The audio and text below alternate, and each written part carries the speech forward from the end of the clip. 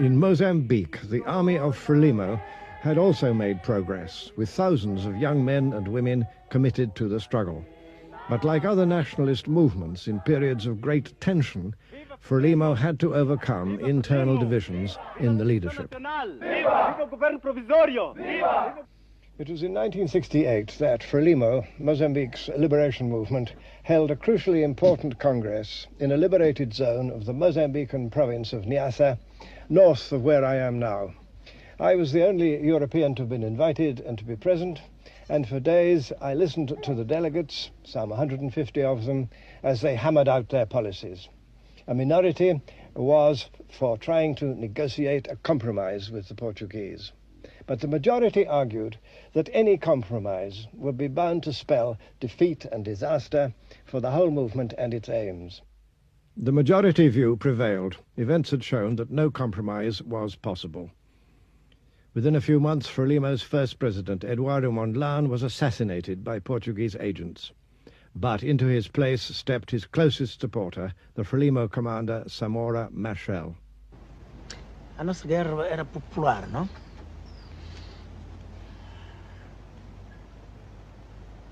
Concessão. Primeiro é preciso ter uma concessão clara, política. Uma concessão clara, política. Para poder conceber a política do inimigo. Conceber os objetivos do inimigo. E para poder avaliar corretamente a força do inimigo. Sem esta compreensão política, em primeiro lugar, não é possível fazer uma estratégia correta. Viva Frelimo! Viva! For Samora, the starting point of analysis was always political, but he quickly revealed himself to be a first-rate commander in the field and a brilliant strategist. Definimos Tete como o ponto central, a província vital para o desenvolvimento da luta de libertação de Moçambique. Considerávamos Tete o dorso do camelo, entende? O dorso do camelo. Camel's back. Dorso de camelo. É ali o ponto decisivo, o ponto nevrálgico. Então definimos o Tete. E é assim que nós fizemos o documento em 1970. Compreender e assumir a Batalha de Tete. E por quê? Tete fazia fronteira com Manica e Sofala, onde havia maior implantação de colonos. Onde era o centro de desdobramento das forças do inimigo. Portanto, nós decidimos, é preciso plantar no estômago do inimigo os germes que provocam cancro. Samora's problem was to push the war from the north into the south. His forces in the liberated zones faced the solid bulk of the Portuguese army, barring the way. So, by way of a new supply line, he thrust guerrilla units south through the province of Tete, cutting into the enemy's communications. É como que luta de boxe, não? A esquerda sempre prepara condições, não é verdade? Mas a direita para ser demolidor. Entende, Bezi? A direita conservada como demolidor. E é assim que nós infiltramos as nossas forças, atravessar o Zambeze, abrir a frente de Manica e Sofala e operar a retaguarda do inimigo, para não ter a logística. Era preciso destruir a logística do inimigo, a retaguarda do inimigo, nas linhas interiores do inimigo.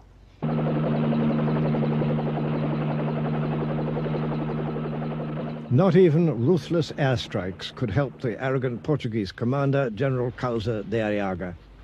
He told his officers that the black people are the least intelligent of all the peoples in the world and could never win the war.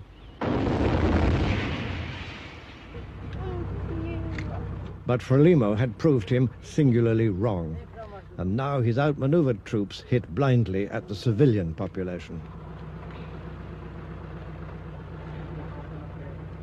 These liberation wars were long and painful, Every kind of military devilry was unleashed upon the liberation movements by the Portuguese colonial armies, which were also, of course, fascist armies, in order to break their spirit and divide them from their crucial base in popular support.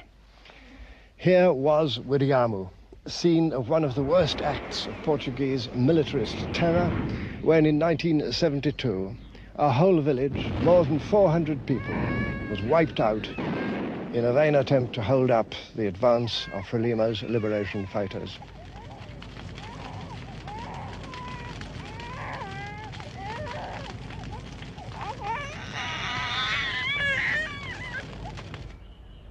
This empty place today is a grim reminder of the price that had to be paid to end the enormities of colonial rule. In 1975, Portugal's empire in Africa was finally destroyed, and with it fell the Portuguese dictatorship. As many as 500,000 Portuguese settlers hastily departed, spurning appeals that they should stay to help rebuild the newly independent countries.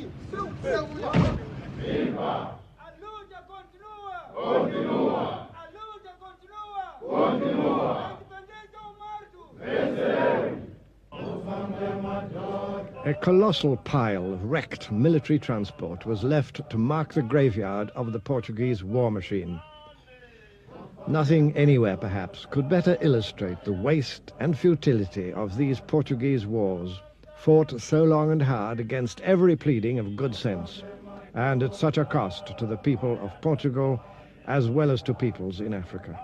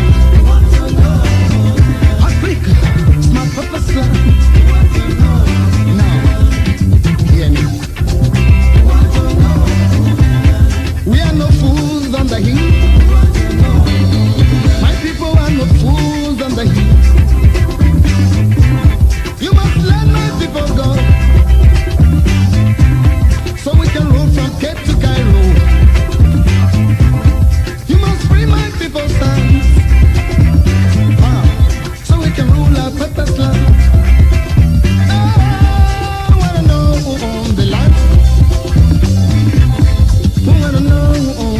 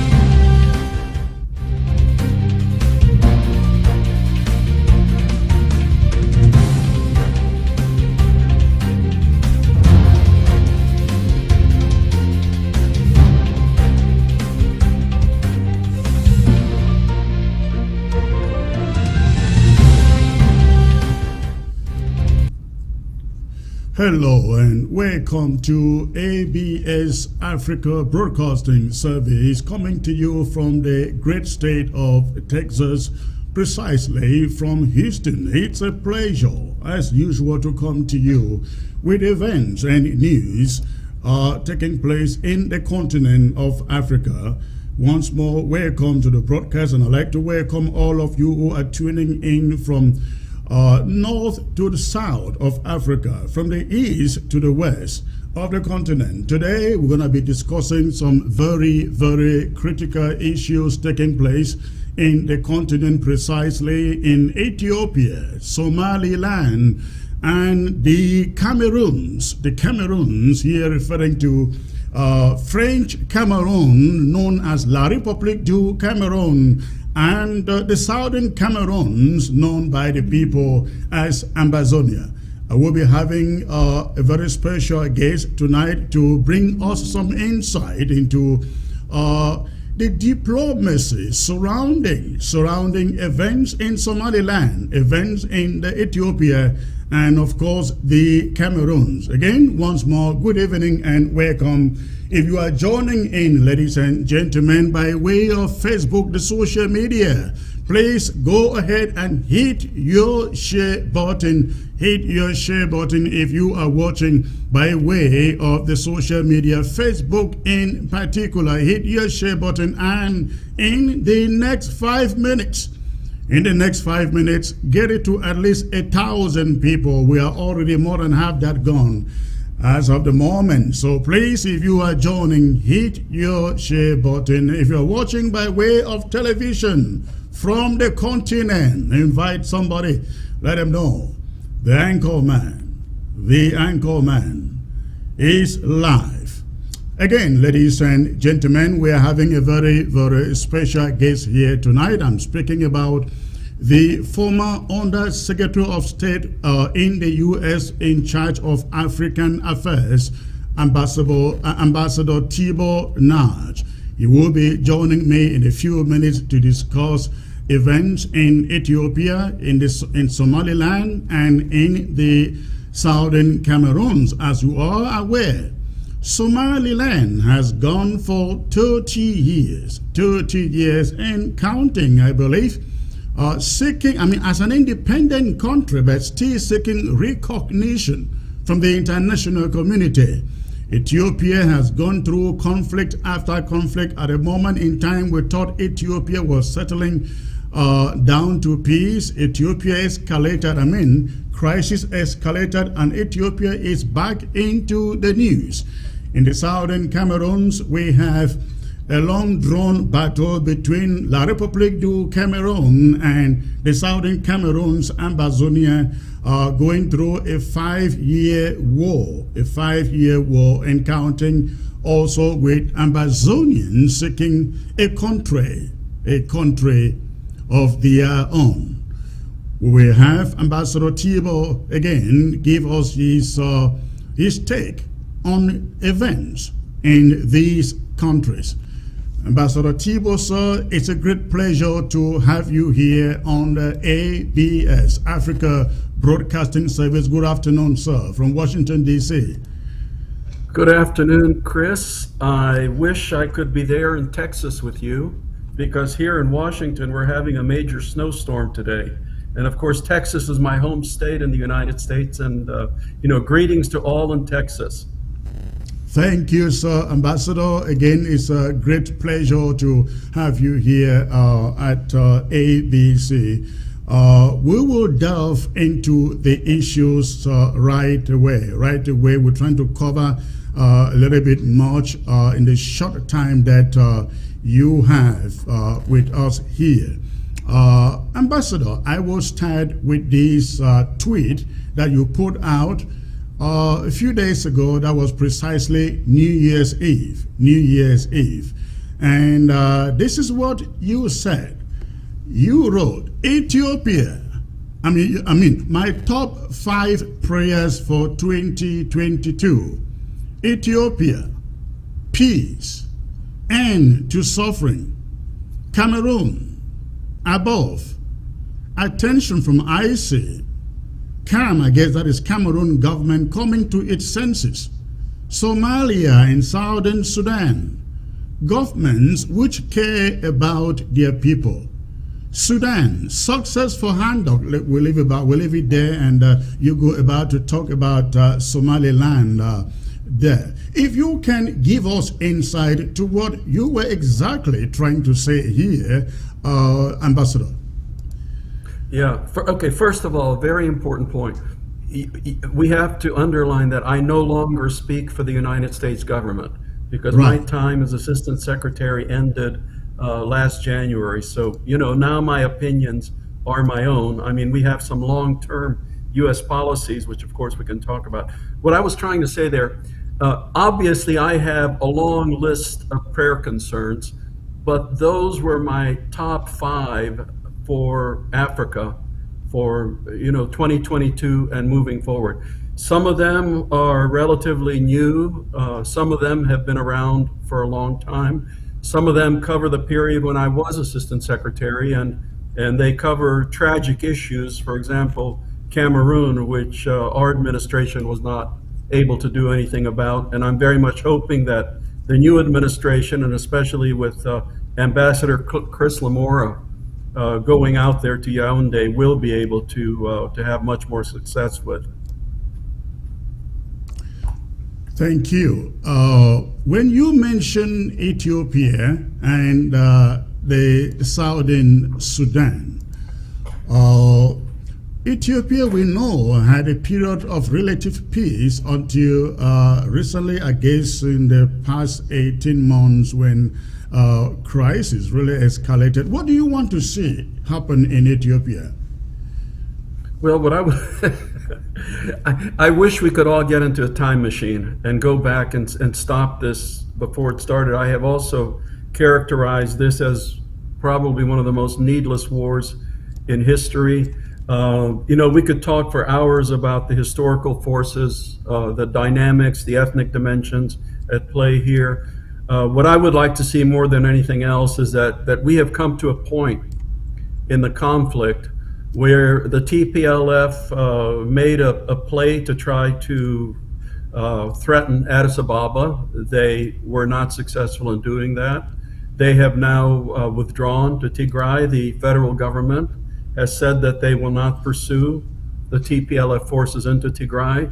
So we are at a moment of, a type of a stalemate, which might present an ideal opportunity to have actually a legal ceasefire and an armistice, and then the sides could undertake some serious discussions on how to move forward, because, common sense dictates that this conflict will end.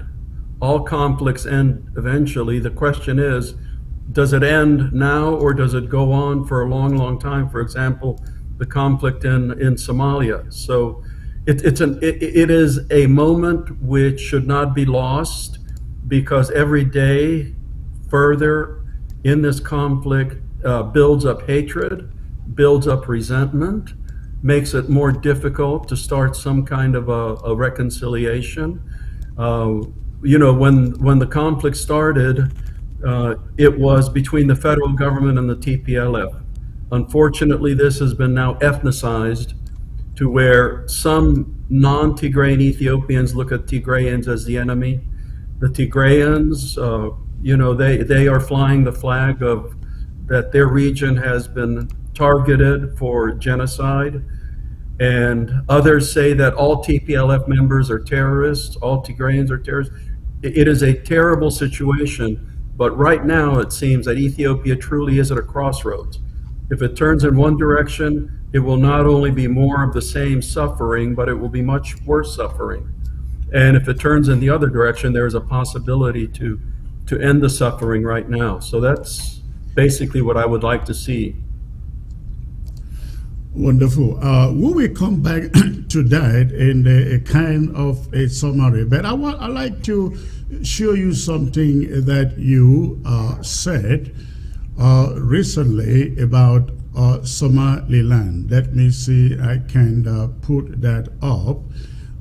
You had this to say about Somaliland. Somaliland deserves a United Nations sponsored independence referendum, same as Eritrea had in 1993. International recognition of its success as a functioning state and nation long overdue. Let the people decide. Ambassador Nagy, sir,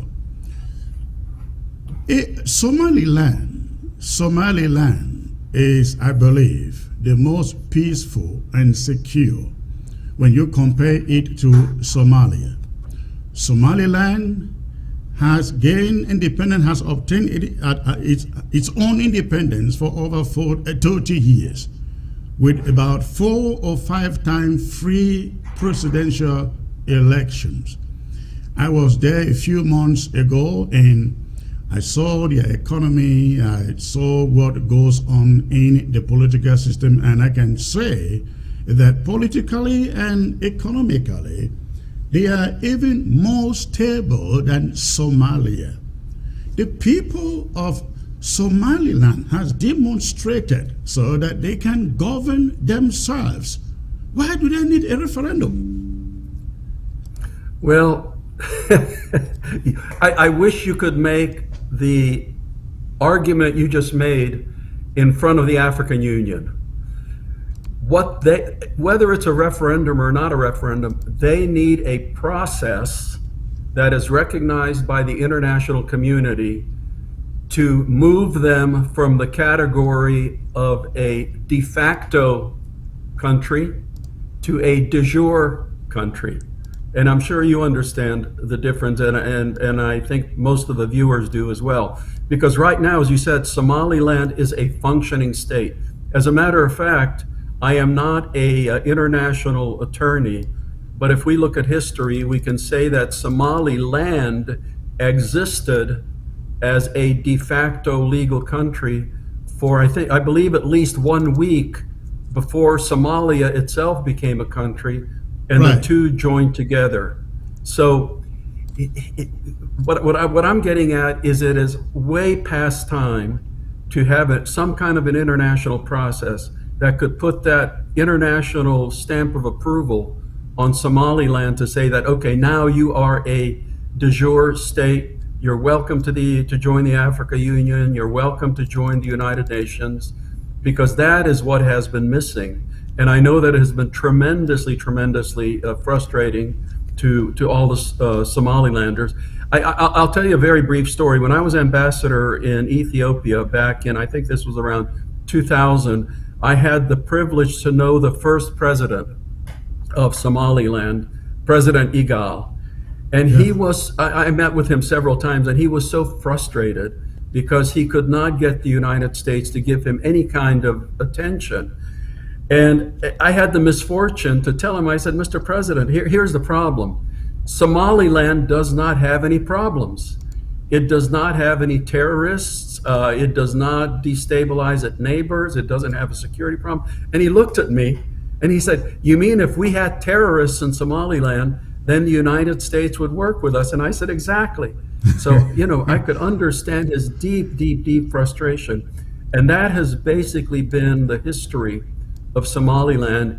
I call them the little country that can.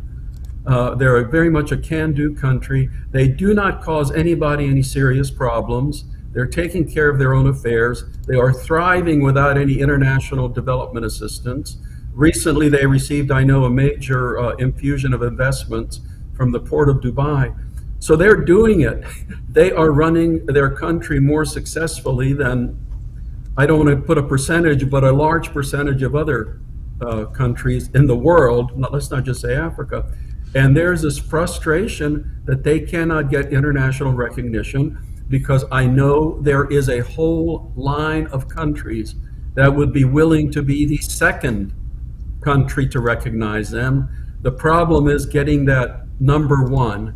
And I know that recently they established relations with Taiwan, and I know that there are practical reasons for doing that, but because of the one China policy, Taiwan also has very limited international recognition as an independent country. So, there we are.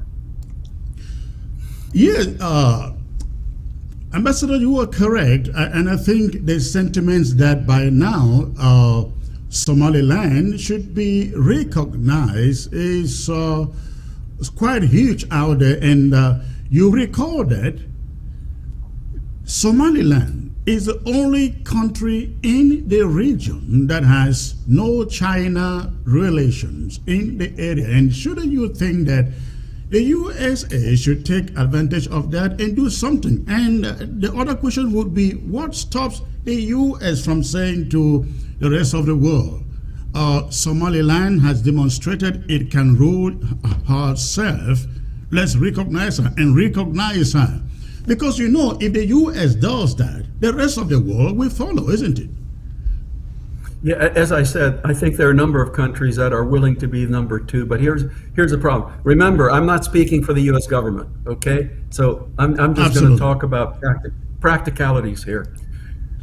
You and I both know that the African Union is viscerally opposed to Somaliland independence because of a whole range of reasons, but the fundamental reason is they are scared to death that would then encourage secessionist movements in other countries that are member states of the African Union. So that is a tremendous challenge to overcome, is to get the African Union to accept Somaliland. And that's why I was mentioning a referendum, because remember, the African Union embraced Eritrea's independence after the referendum. So that's one. American government, and again, I'm not speaking for the government, I'm supposing the American government does not want hostile relations with the African Union, because in effect, the African Union represents what, 51 independent countries in Africa. So that is one of the biggest problems to overcome. On the other hand, you mentioned a very practical reason why it would make a certain amount of sense for the American government to recognize Somaliland. And I am optimistic that in the next couple of years that there will be some positive movement in that direction. Now, talking about the African Union, Mr. Ambassador, you served in Africa for so many years. I think your political career was essentially spent in Africa, Nigeria, Cameroon, Ethiopia, you can name the rest.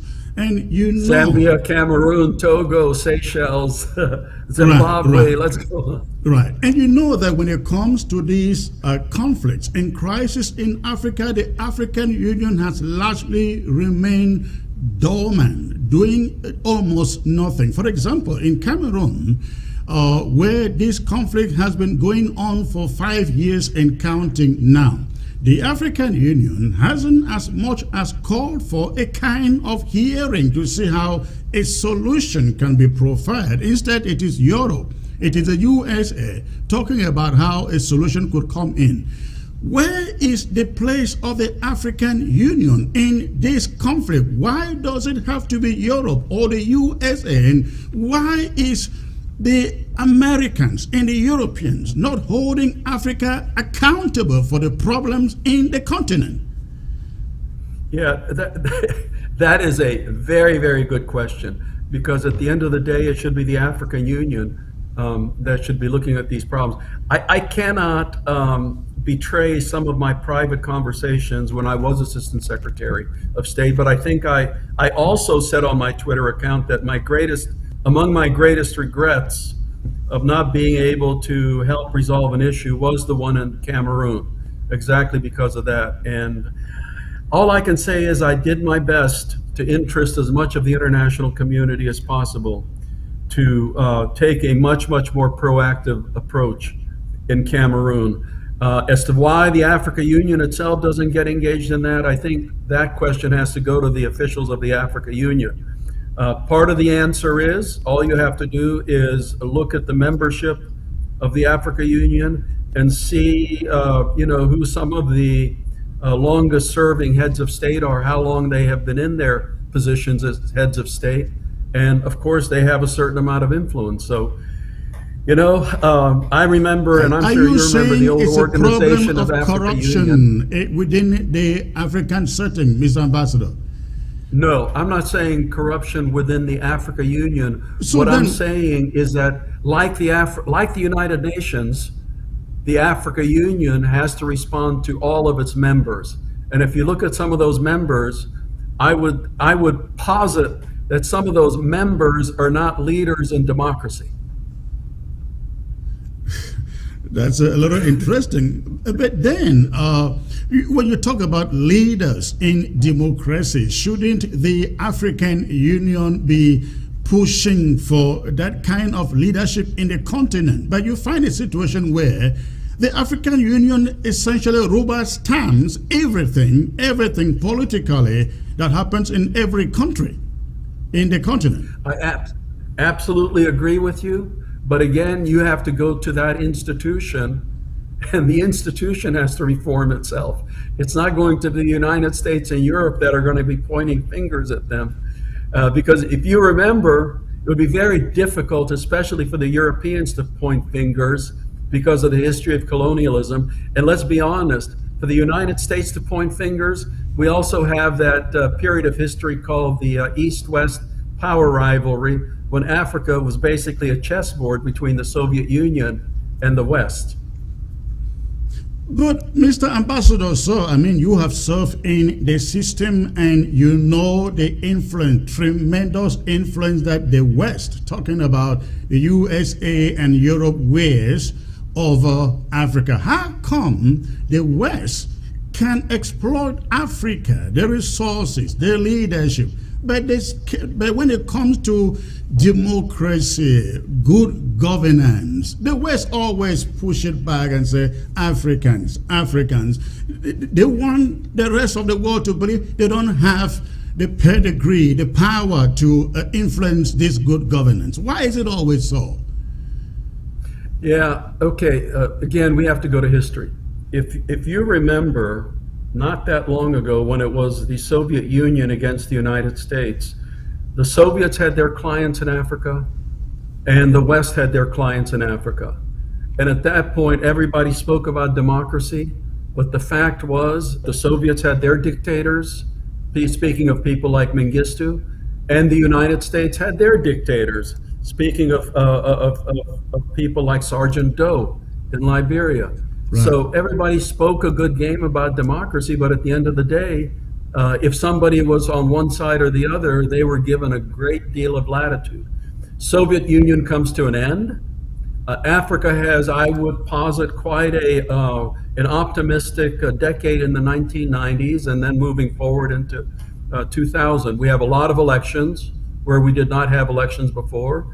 Presidents change. Opposition leaders come out of jail and move into the presidential palaces. Then we have 2001.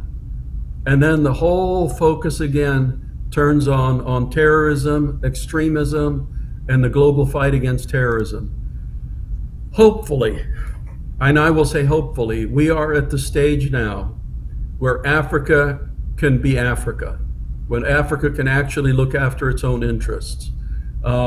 It turns out, and I think the world will realize very quickly, that in effect, Africa will be the Saudi Arabia of the 21st century, because Africa will have all of those treasures that the economy of the 21st century needs. And then Africa has one other phenomenal thing, which nobody else does, and that's the youth tsunami. Africa will have the youngest population, will represent probably the largest single component of young people on earth, who I'm sure the rest of the world will look at as consumers. So, you know, Africa has tremendous potential, and I'm praying that finally, Africa can live up to it. So the final question on Somaliland, and then we'll move over to what is going on in Cameroon. Do you see the U.S. championing the recognition of Somaliland as an independent nation? Forget about a referendum. I hope so. I absolutely hope so. And I can tell you, you know, everybody thinks that the United States, it's the president who makes foreign policy, which is not true. In the United States, there are many components that figure into making foreign policy. Congress has a great deal. The private sector, businesses have a great deal, but also the communities. And as you well know, being in Houston, that those African diasporas that are politically active have a great deal of political influence with American politicians. So I detect within Washington now a growing sympathy for recognition of Somaliland. So that's why I said that I am more optimistic today than I have been before that the United States will move in that direction. And talking about the recognition of Somaliland, you know that one conflict that has also been ongoing, which is also about recognition, is that of the southern Cameroon's Amazonia. And a number of solutions have been suggested to address the root causes to the ongoing conflict between Cameroon and of course, again, the southern Cameroon's Amazonia, for a long-lasting peace through a justice approach, an all-inclusive dialogue, which the Cameroon government referred to as a grand national dialogue, was considered flawed, even by you, sir, because it erroneously considered the conflict an internal problem. Hence, it failed to address the root causes, and it didn't include the conflicting parties. I am here referring to Southern Cameroonians or Amazonians across the globe. Amazonians say a referendum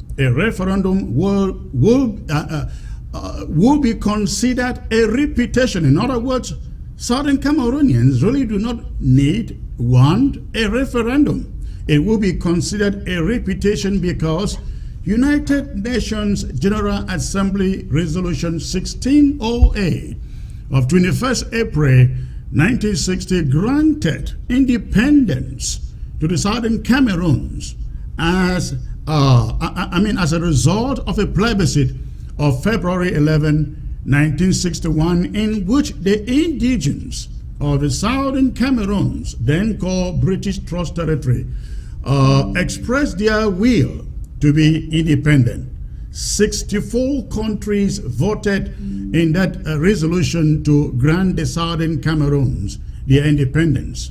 Now, however, of course, we are all aware of the referendum that took place later on, in which the two parts of Cameroons came under one umbrella.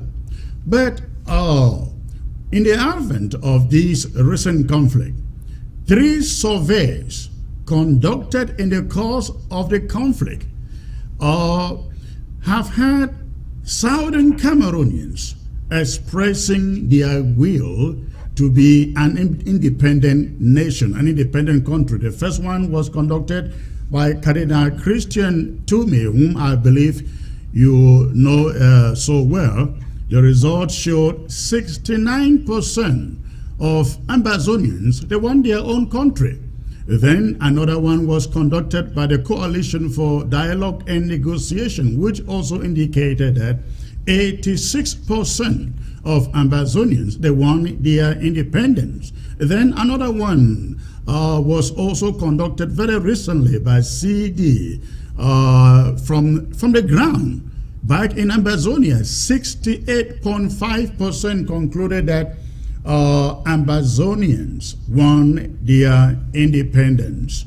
Now, there is also this idea of a neutral third-party mediation resonating through the U.S. bipartisan Senate Resolution 684 of January 1st, 2021, which has been the most internationally endorsed solution as of date.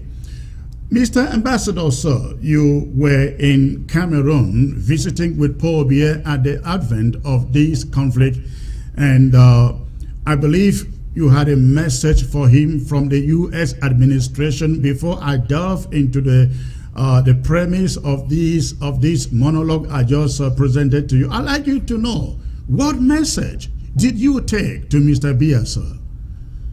Well, when I was in service, the U.S. government position was we very much supported the entirety of the Cameroonian state, and we urged the Cameroonian government to do everything possible to resolve the long-standing issue with the Anglophone areas. So basically it was a message of please do everything possible to solve this problem before it does get to the point where there's going to be a secession between the two parts of Cameroon. And you are very much aware, Mr. Ambassador, the Cameroon government, the president in particular, rarely addresses the media or the press. And so nobody is really sure of what kind of assurances you received from him during that visit. What was his response to you, sir? Well, you know, that was not, here's the thing. Number one, we don't go into the intimacies of private communication, you know, between countries. But I'll tell you one thing, every meeting I have had with Cameroonian officials, whether it was in Washington, whether it was at the United Nations in New York, whether it was in Yaoundé, the issue of Anglophone Cameroon always came up.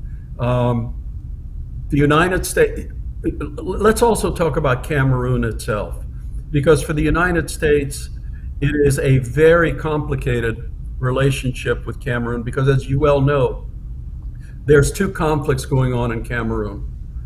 One of them is very much part of the global fight against extremism, which is in far north part of Cameroon, Lake Chad area, at Boko Haram, ISIS affiliates there. So in that regard, the United States had to work very closely with the Cameroonian state to help Cameroon fend off the extremists. Then on the other hand, you have this horrendous problem going on in Anglophone part of Cameroon, where the Cameroonian government is in effect at a certain conflict with its own population. So the United States, on the one hand, had to work cooperatively with the Cameroonians on the northern problem, but at the same time, take them to task for committing human rights violations, excuse me, and violence against the Anglophone population. So that's kind of the background to the overall relationship. And then you had different parts, again, of the US government, foreign policy establishment, focusing on different areas. But overlaying all of this, of course, is the ongoing problem that as long as the Cameroonian government treats the Anglophone population as second-class citizens, the problem will never go away. Well, you capture it right there at the end, treating Anglophones as second-class citizens, and the problem will never go away. It is not going away. Ambazonians, they come across very resolved to fight until they get their own free country. Now, as you heard from me, there have been quite a number of solutions to resolve this conflict. Number one, you have the so-called Grand National Dialogue that Yaoundé hosted. There has also been the Swiss initiative aimed at mediating an end to the conflict. Now, you have suggested very recently that if Cameroon thinks that it can win this war by the military, it is not going to happen. And at least for the first time in one of your tweets, you mentioned Ambazonia. Mr. Ambassador, that was a little strange, because you maybe because you are out of power now, so you could do that maybe. But honestly, Mr. Ambassador, Ambazonians, there are millions watching out there today, and we have close to 2,000 who are watching just on Facebook alone.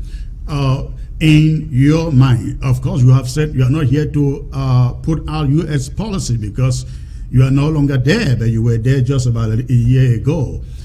in your mind, what do you see to be a solution to the conflict between the Southern Cameroons and Cameroon? Do you see going back to the root causes, talking about independence for Ambazonia as per UN General Assembly Resolution 1608 happening, sir? Here's the deal. I question the processes you mentioned, because are they processes to have a process, or are they processes to have a real outcome? To me, if something is just to have a process, then it's a total waste of time. That's one. Number two, and this I've never been able to get an answer for. The Anglophone population, do they have any kind of a hierarchy of leadership that could participate in some kind of a conference? Or is it a totally divided grouping where you have different people speaking for themselves?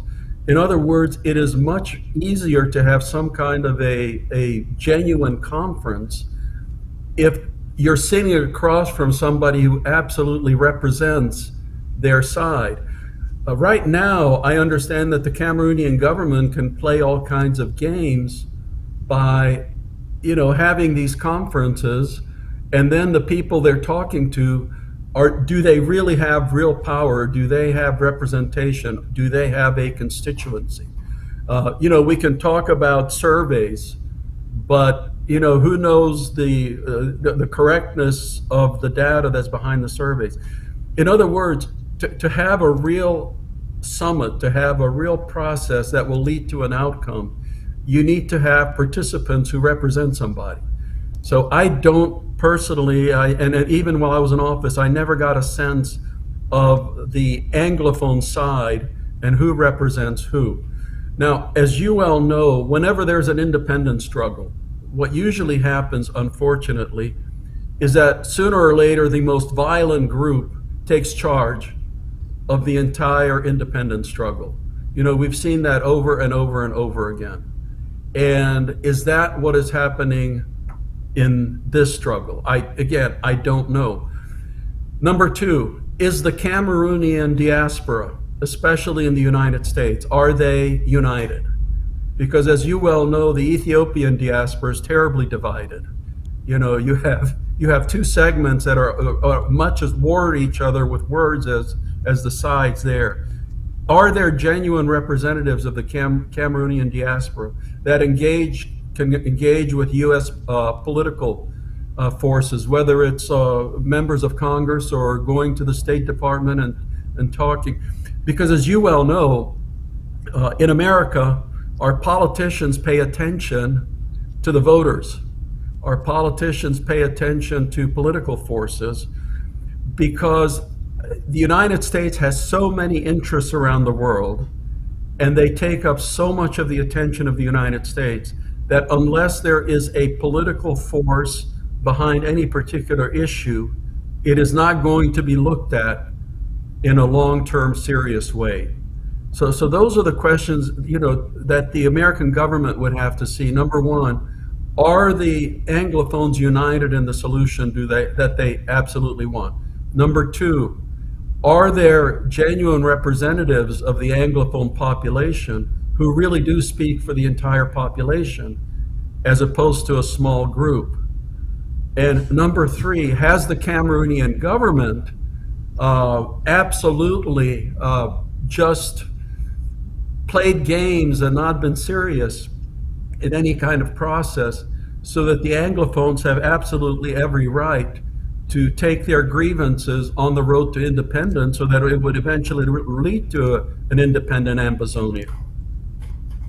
Mr. Ambassador, sir, we have heard this theme of division within the Southern Cameroon's populace again and again and again. But won't you agree that, just as you've quoted Ethiopia, won't you agree that in every conflict or movement such as that of Cameroon and the Southern Cameroons, you will always have divisions, isn't it? For example, in apartheid South Africa, they did not all agree. People like Chief Buthelezi, though they wanted some rights for the black majority, were fraternizing with the white minority. Even in the USA, when they fought for a free America, there was a faction who would prefer to remain with England.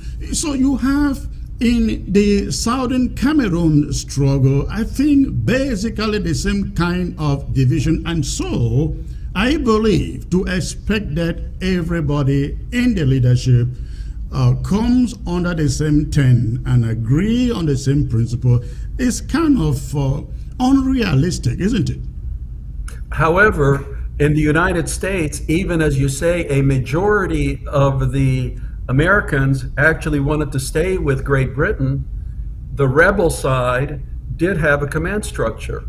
They did have a political hierarchy.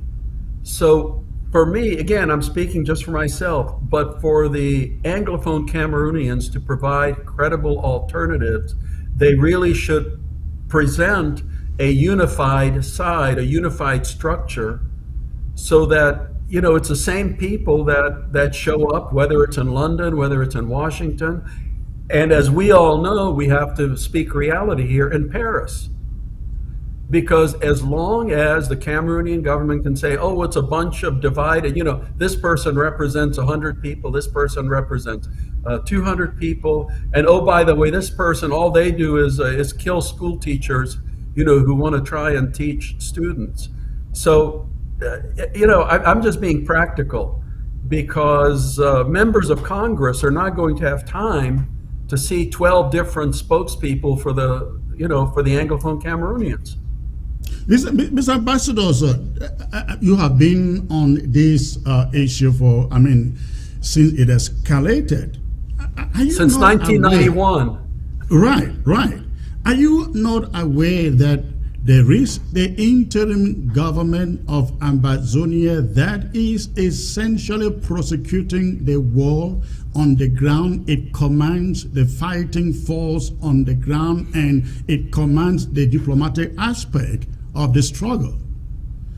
Do they have a foreign minister? They do, sir.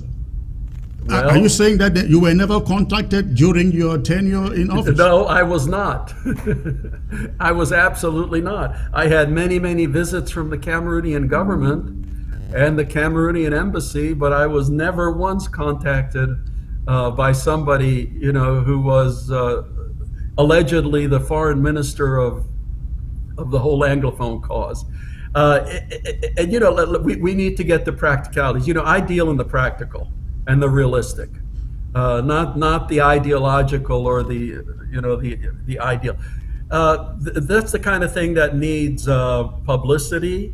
It needs the Cameroonian communities to promote it, and it needs a fairly robust, you know, diplomatic outreach.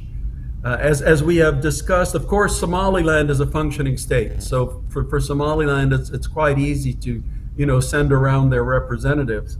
But during the American War of Independence, you know how active the revolutionaries were in promoting the point of view of those who wanted to break away from England.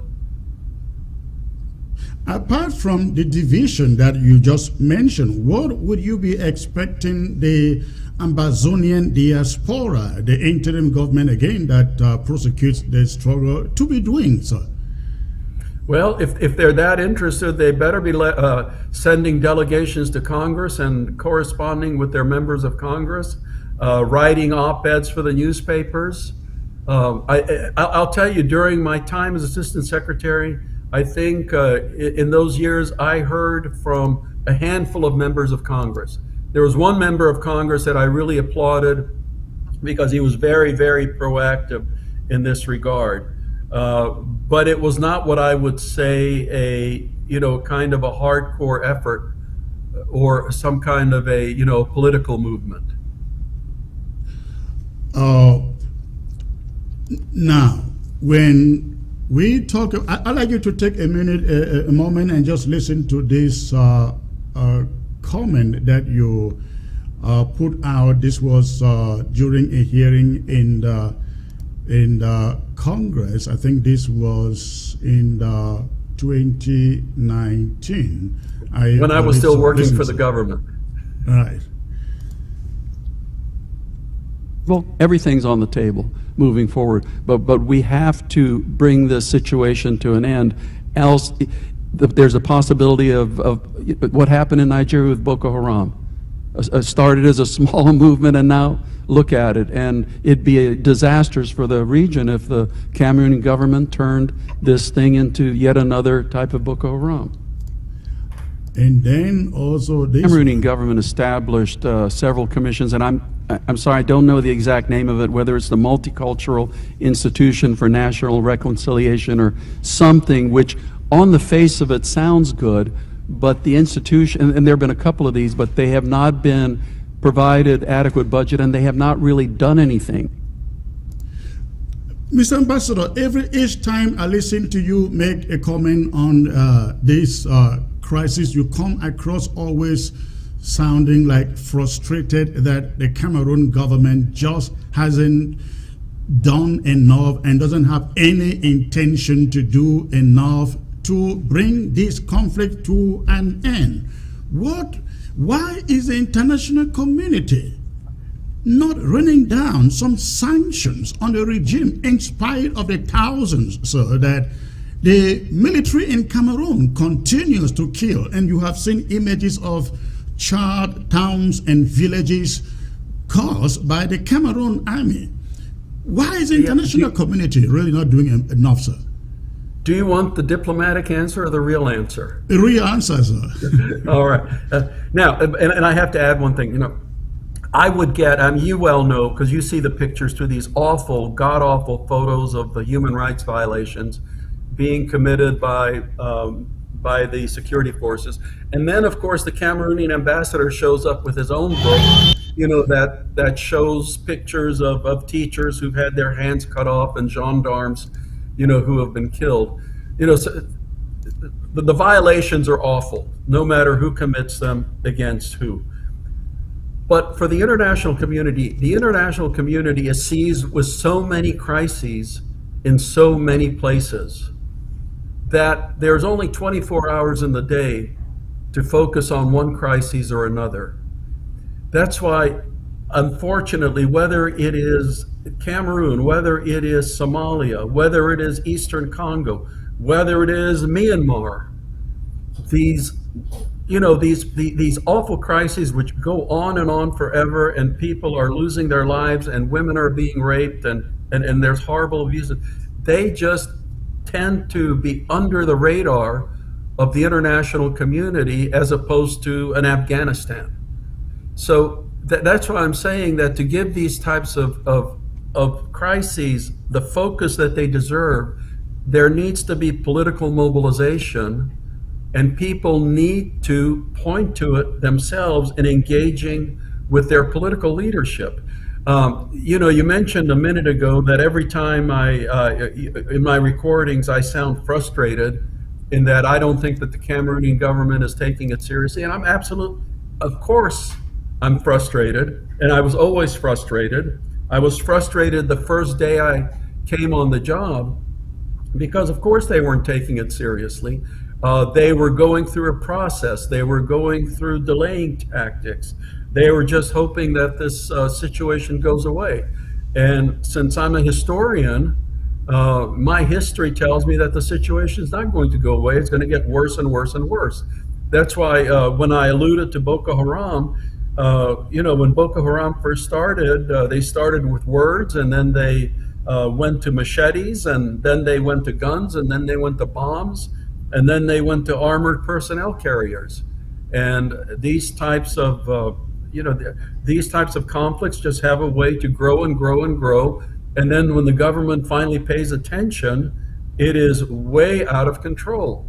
I mean, you and I both know that early when this, when this crisis started, the Cameroon government, by exercising genuine goodwill, could have ended it very, very quickly. They did not.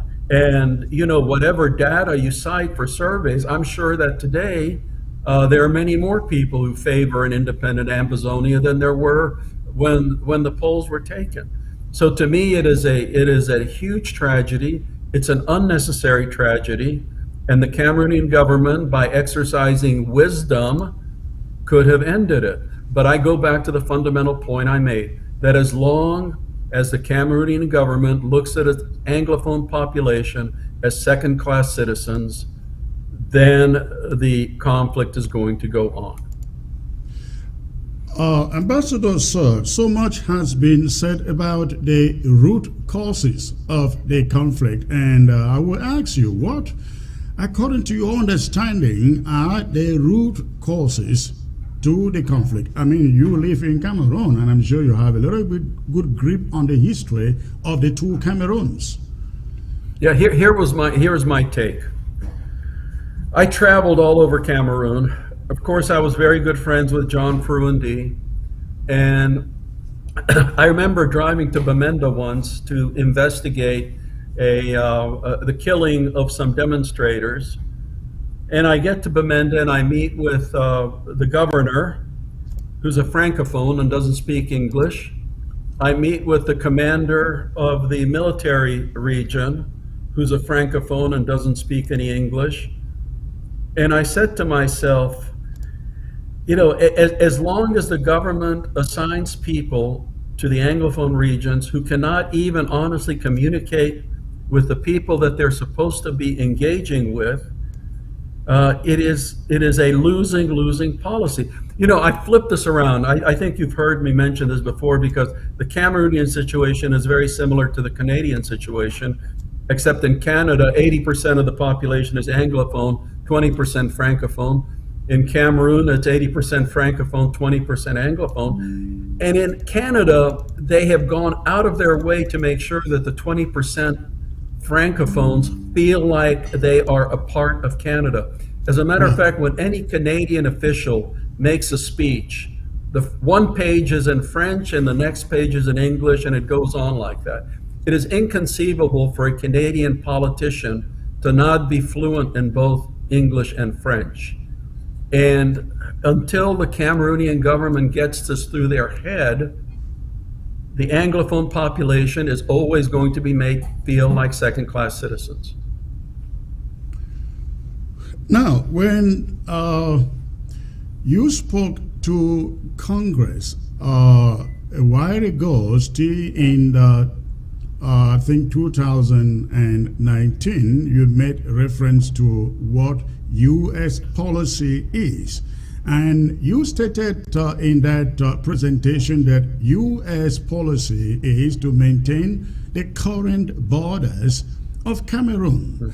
We're wondering what you mean by the current borders. Do you see the possibility, sir, in the future of the U.S. recognizing the borders of the southern Cameroons at independence? Again, I can't speak for U.S. policy. What is your opinion on that, sir? But let's be realistic. U.S. policy, as any policy in the world, undergoes change. So if circumstances on the ground change dramatically, then of course we could posture that U.S. policy would change with that. You know, when I was speaking, I was reflecting the U.S. policy of the day. So you know, you have to ask my successor, Assistant Secretary Fee, you know, or the you know, Secretary of State, to see what the possibilities are. But of course, U.S. policy changes as we discussed with Somaliland, because you know, who knows where that will go. All right. Let me get to probably one of those last questions here. As you know, one of the things on the table again is the Swiss mediation. And as you know, it has gone on now. I think this is 3 years, the third year of the Swiss initiative. But there doesn't seem to be a lot of international pressure. International weight behind the Swiss mediation to put require pressure on Cameroon to get to the table. Don't you think that countries like the United States, the UK, Canada could do more to assist the Swiss get Cameroon to the negotiation table? Yeah, again, I wish I could go into some of the private discussions that I had on this very issue, because you are articulating some of the same frustrations that I shared at the time. The problem was, again, as long as there was a quote unquote process going on, it's fairly easy for the international community to point to that and say, well, there's a process in place, so let's just see where that process, ends up. So as I mentioned before, unfortunately, it seems to me to be a process, to just have a process, and there's not going to be any sharp outcome. Again, looking at history, I fear that to move the process along is going to take some, some very dramatic events happening, because right now, look around at the world, look around at the headlines, and there is just no international attention going there right now.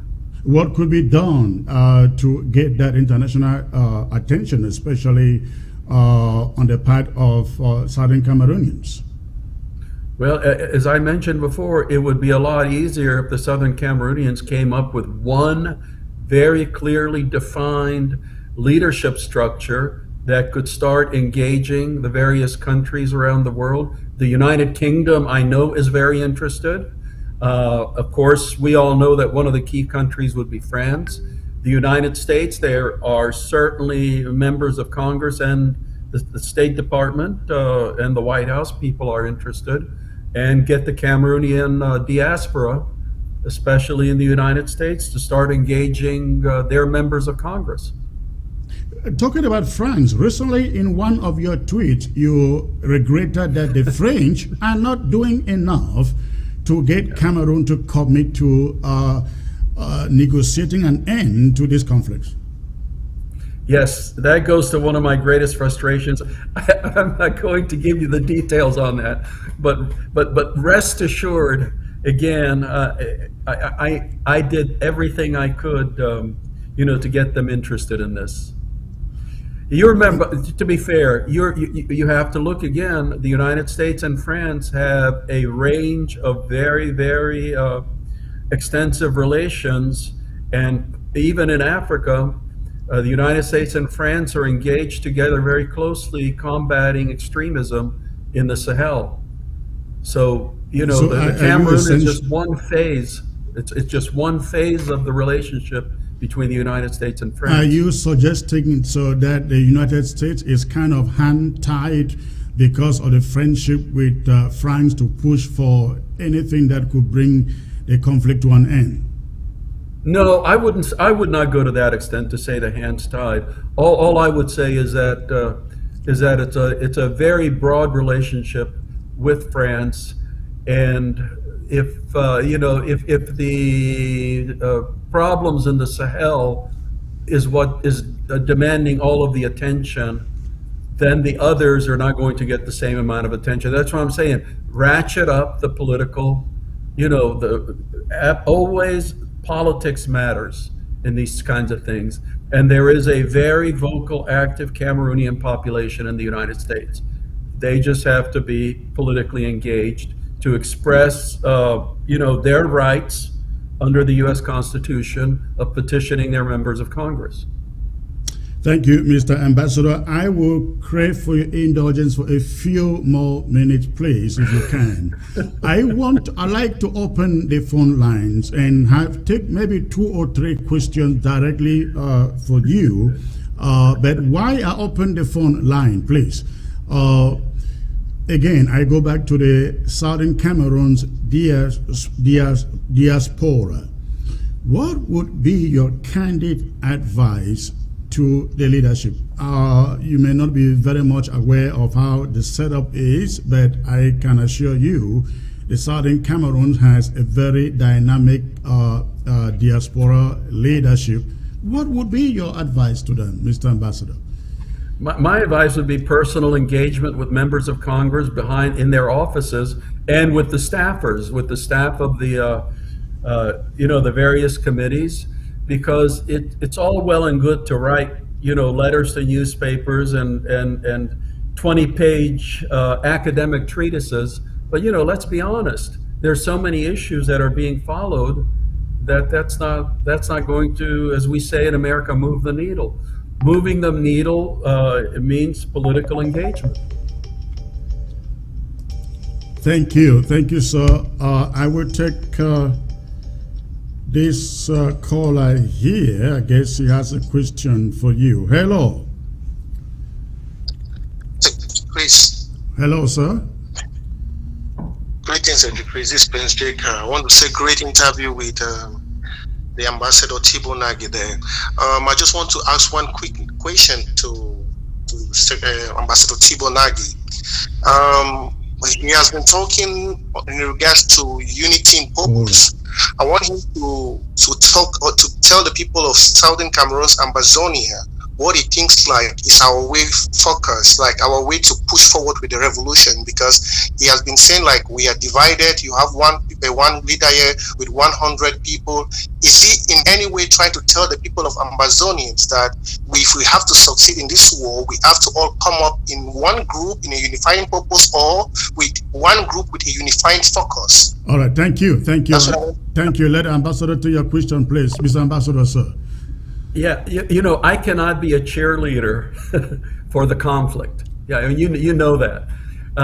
But all I can say is, people have a right for their petitions to be heard. People need to organize. They need to decide what their goals are, how best to pursue those goals, and they have to make their wishes known to those people who are in influence, whether it's going to the United Nations, whether it's, going to members of the U.S. government, whether it's going to the British government, and yes, engaging with the French government, because all of the, everybody that has an interest and an involvement in this needs to be engaged, including you have to talk about Nigeria, because Nigeria has huge critical interests in what happens on its Cameroonian border. I wish we had so much more time to get into a little bit into that particular angle with Nigeria, but let me get to the next caller here. Hello. Hello, Secretary Chris. This is Patrick calling from the state of Indiana. Okay, Thank you, Mr. Ambassador. Thank you so much, Mr. Ambassador, for coming to this show and to listen to the plight of the Ambazonian people. I would like to know, since you were Assistant Secretary of State for African Affairs, and you are not still there now, do you still have conversations with those who are there about what is going on in Cameroon to advise them on what they can do to help the situation? Thank you. Yeah, Thank you. Ms. Ambassador, please. Yeah, obviously, those of us in the U.S. government, whether we are Democrats or Republicans or nonpartisan, who follow Africa, it's not a very big group, so everybody knows each other. I will say the Cameroonians, all of them, are lucky to be getting the next ambassador, Ambassador Chris Lamora. Ambassador Chris had an earlier tour in Cameroon. I think he arrived in Douala about the time that I was finishing my time there, when I was Deputy Ambassador to Ambassador Cook. So yes, the people who are involved in Africa do engage with each other, and Cameroon has been one of the big concerns amongst American Africanists since the problems have started, because unfortunately, I think a lot of people saw the way the situation was going to go.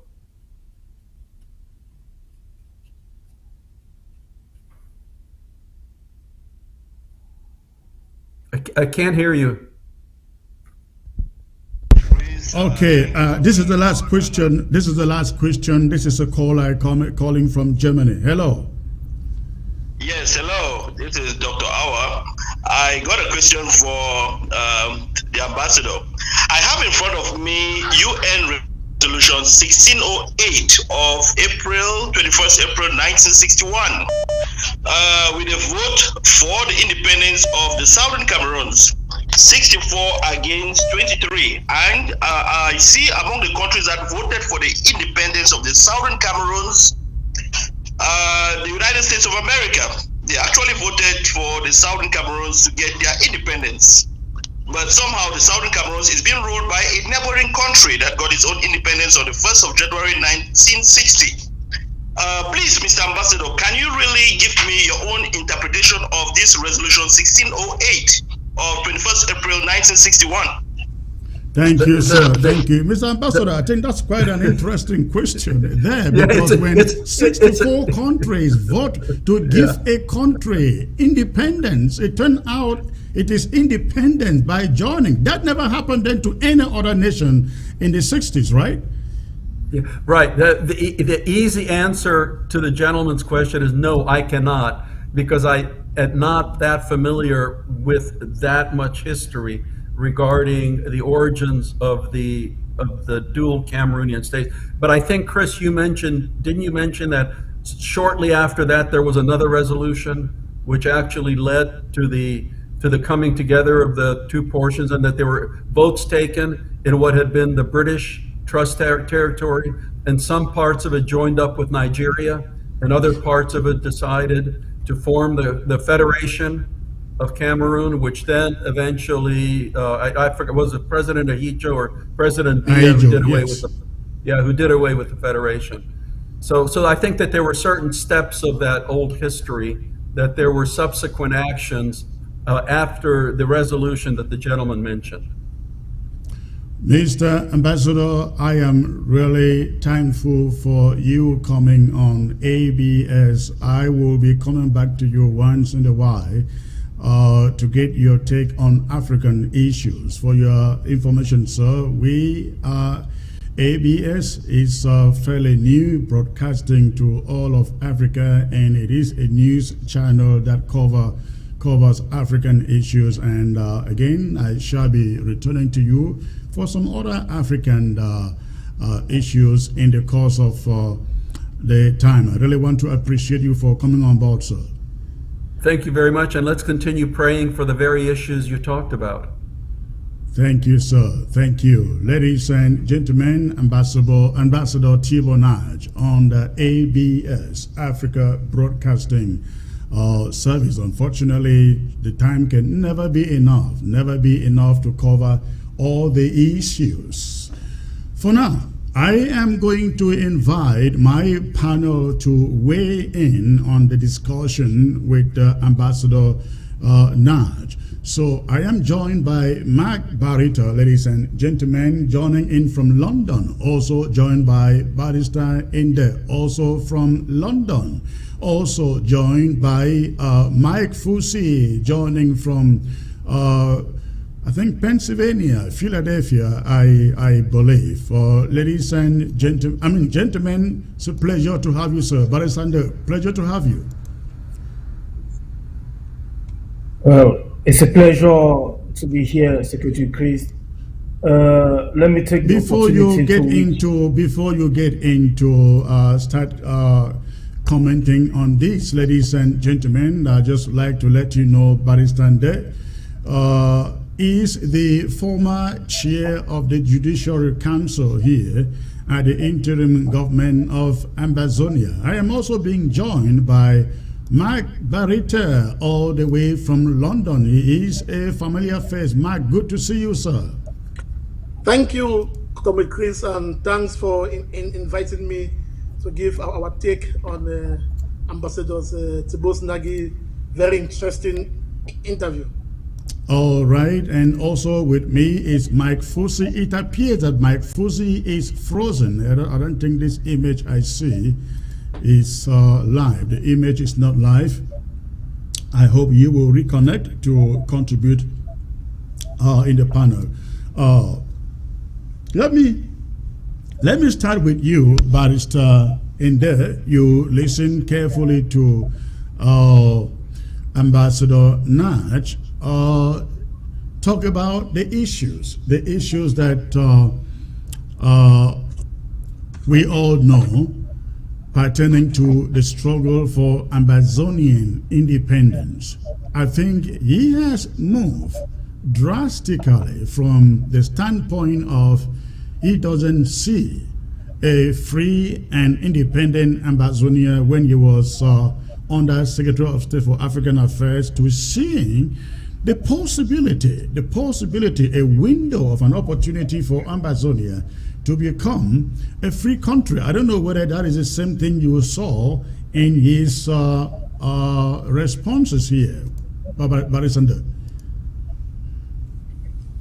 Thank you once again, Secretary Chris. Before I answer that question, I would want to wish a Happy New Year to all our people of Amazonia on the ground and in the diaspora. I want to wish them well for this year, and it is my fervent wish that let 2022 be that year that would enable us to see Ambaland. Now, coming back to your question, Secretary Chris, I have witnessed one of the greatest interviews that has been conducted on any Amazonian platform. This is great, and I just want to express my opinion concerning all the issues that have been presented by Tibor Nagy. It is not a surprise to see a drastic change from his position when he was in office and the position now.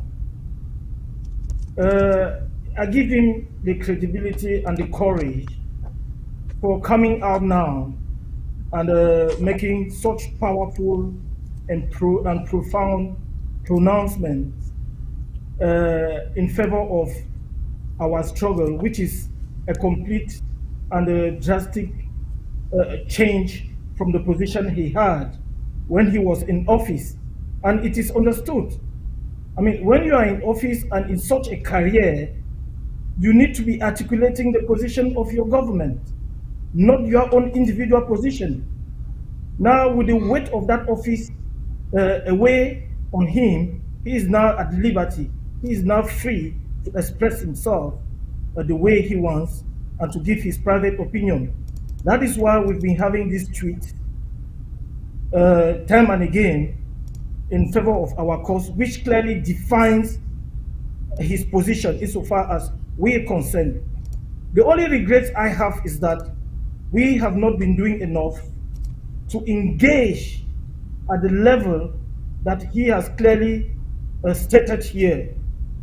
We should have been doing more, and also to hear that nobody from the interim government has met Tibor Nagy. I will not take that as an overstatement. I would think that maybe we have not engaged with him, but we've engaged with others who are of equal standard and level with him. So I will say that we have not yet reached Tibor Nagy. The Foreign Department is working towards that. It is going to happen. But we need to have that type of swift and rapid structure that can take advantage of such pronouncement in our favor and make sure that we gather the best out of it to support our nation and to support the government. Thank you, Secretary Chris. Thank you. Let me get to Mark. Mark, give me your take listening to Ambassador Nagy out there. What did you take home from him? I think what I took away from Ambassador Nagy's interview, what I took away from Ambassador Nagy's interview just recently, this sentence, he said, if circumstances on the ground change, then U.S. policy can change as well. That is something I guess within the course of this analysis, we are going to come back to it more strong. But I think his overview was strong, and he gave a statement different from what he was saying while he was in office, and that just makes me now to conclude that we shouldn't take seriously what diplomats say while in office. Like when they said they may be talking about the official position of the government at that time. I think he touched a couple of issues: the root causes, on the Swiss initiative, advice to diaspora leadership, and a number of things. Yeah, I'm going to come back on that. Okay, wonderful. One thing, he touched on a number of things that I would really like us to delve into and give our opinion on that. And one of the things he talked about was the divisions between the different factions, leadership groups prosecuting the Amazonian struggle. Barrister, let me get back to you on this. What is your take on that, sir? Yes, Secretary Chris. What Tibor Nagy has stated, insofar as our divisions are concerned, is I'm talking live. It's not hidden. It is something that all of us know, that we need unity to be able to move forward. It is said that, commonly said that, together we are strong, and divided we fall. I mean, that is just it. We are not here saying that we could automatically merge into one structure. It is not that. We could still devise a means by which we could collaborate. You stay where you are. But when there are issues that are very important for us to move forward, we can collaborate on those issues, on those points only. And everybody stays where he is, until we reach that stage where there shall be competition amongst us. I mean, it is not that difficult to obtain this. Why are we not obtaining this? That is the hard question. Barita, your take on that, about the divisions that you mentioned, and again, it's a theme that has been resonating left and right all the time. What was your take on that? I think the ambassador also did mention about the division that also happened in Ethiopia. We remember he mentioned that there was a huge division that happens also in Ethiopia, and he acknowledges the fact that across revolutions and so we are going to have this type of division. With the case of Amazonia, I think ours has been too prominent because we have portrayed a lot of negative division rather than positive division. So I think what he was trying to say, despite that we are different in our ranks, we should be able to showcase to the world, showcase to the international community a type of positive division. And when I talk about positive division, I'm talking to a type of division where I wouldn't so attack the personality of group A, person A against group B, person B. No, rally against, rally towards common initiatives. Personally, I think 2022 should be the year that Amazonians we should rally towards positive division. If we cannot come together as one big group, which I think it is impossible considering our history and the different objectives. But there is a way we can coalesce, collaborate in a way that puts Amazonian first. and in that way, the international community is going to capture that. So the international community they capture a lot of negativity from within ourselves, and you know that negative things make news more than positive issues. And like Tibor said, the world has a lot of things going on. There are a lot of things that the world wants to focus. So if they have to put interest on the case of Amazonia, it has to come from us in the diaspora. We have a larger role to play, and this brings about what you spoke about, political mobilization from us in the diaspora. We can achieve that if we put some of our differences aside and focus on the bigger picture, which is Amazonia. And Mike, I will take it back to you. How would you go about bringing all these people to work together? Again, not necessarily as Barrister puts it, bringing everybody under one tent, but getting people to work together. You know the difficulties involved. There are the overwhelming majority of Ambazonians believe, for example, that the ADF doesn't fight because you cannot see where they fight. And when it comes to bringing people to collaborate, where do you start? And how do you get these people working as a team under these circumstances? I believe we can get everyone working as a team if we just, number one, forgive ourselves, and then two, we reconcile.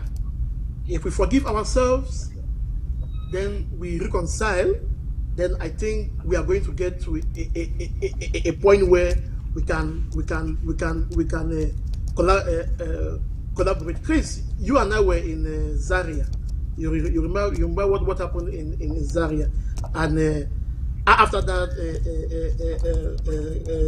Tibor called you into his government. I know that many people have we've had our differences. Even when I came live during the last show, I've seen a lot of videos going around, people bringing back my past statements. Yes, I agree that we have said a couple of things within past. We've done things, we've said things, but for the love.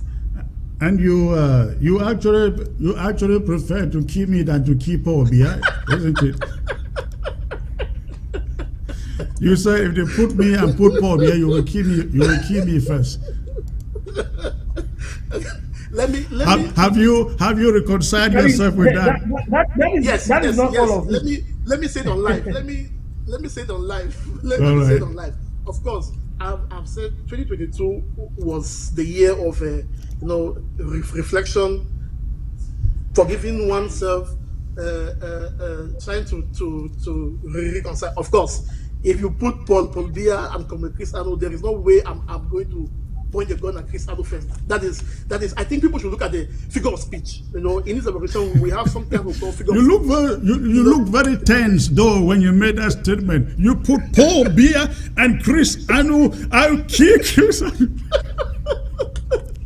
Don't worry, Chris Ano. That's all right. At the height of at the height of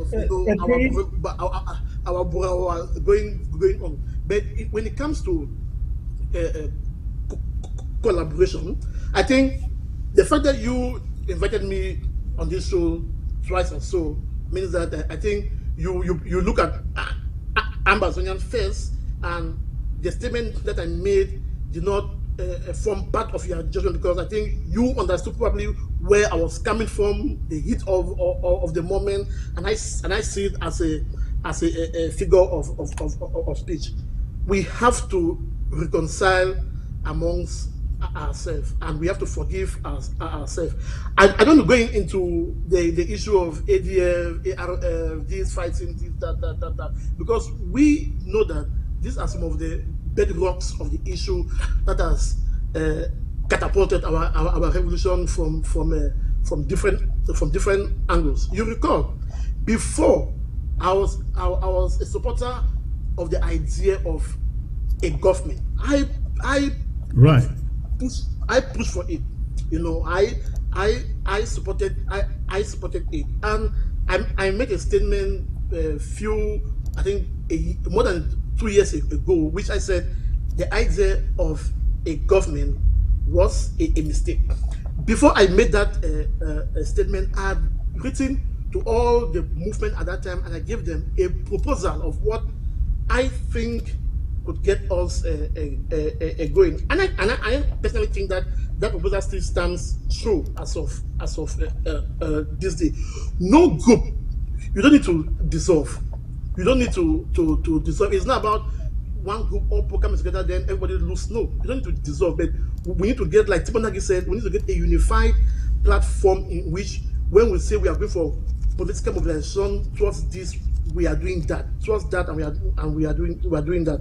But we can have that unified platform if we genuinely forgive ourselves and we genuinely reconcile. Because, Chris, you know, a lot of bad blood has gone under the table from all angles of the revolution. But at the end of the day, what do we want? We all want ambassador. If we can keep on fighting it for the next 10, 20 years. If we don't have ambassador who lose, at some point in time on ground zero, our people may fed up. They may decide to go back to their lives. But we are going to remain here in the diaspora forever. God forbid. That is why we must do everything possible to reconcile ourselves so that we can march to Boya in one piece. Thank you. Barasander, you were trying to say something. Yes, go on, please, Barasander. I wanted to add to what Mark Barretta has stated. Mark, you can remember the battles that me and you we have fought on opposing ideologies on opposite sides. You know all of that. I think if you can refresh your mind, you still picture all of those battles that we fought against each other. That said, Secretary Chris, I would want to say that our people need a lot of education. Even right now that we're talking this, you will still find people out there who are writing, commenting, attacking people simply because of their opinions. We need to understand that a political opinion is a right, and anybody is entitled to his opinion. Insofar as that opinion does not infringe on yours and does not affect you, you don't need to go paint people, give them all sorts of names, go make long write-ups, who paints people for making their political opinions. I find that to be petty. We need to educate our people to grow beyond that. And those are one of the drawbacks. And the second thing that I wanted to say is that the interim government controls about 90% of our people. And if we go from that perspective, we will say this interim government is strong enough to execute, to take off home. That is it. What we are saying is that the type of collaboration that we want, taking cognizance of the fact that the interim government is that supported by our people, we need others to bring in their own input, not necessarily joining the interim government. No. When there are particular defined issues, we come together and talk on how to execute those issues. And when we do that, we will certainly achieve the required results. That's what we're saying. Thank you. Yes, Mark, go on.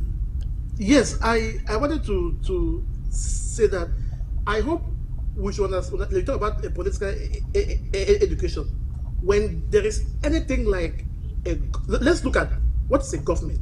When there's everything like a government, then be ready for an opposition, okay? And when there is a government, those who man that government believe that they are the ones who have the final say, and as such gives instructions, gives directives that other groups, other political movement may not follow. That wants citizens to fall under. That is the whole problem with having government per se, but some people say the AGOC is a government in disguise because they have all the necessary tenets or department of a government, even though they're not being called as a government. My take has always been, as I stand many years ago, I stand for it again. A revolutionary council. Chris, you are part of the interim government led by Dr. Sako Komende. You are also part of the interim government. Would you people accept to agree to come in a council that brings in other political movement? The problem is that some people within the interim government may agree, but others will say no. We are the government. As a government, we don't succumb. We're the ones taking charge. But look at ACT. Is it the Ambassador coalition team? The IG is there with the other movement. That is already a template. It's a good template, which means it could work. It could work if we. How about instead of talking about a revolutionary council, we look at the Ambazonia coalition team, and we'll say, hey, we'll start from there and say, everybody, please get into ARC. Because when you talk about a revolutionary council, you have to realize that there are some structures in place that at this moment there is no way we can do away with them in order to have a revolutionary council. Take for instance, county by county or LGA by LGA, you will agree with me, that's the wheel on which this revolution is essentially running, because if you go to Mezam, you find forces. You go to Ngoketunjia, you find fighters. You go to Bui, you find fighters. You go to Manu, you find fighters. You go to the BLM and so on, you find fighters. Those fighters are being sponsored by their counties.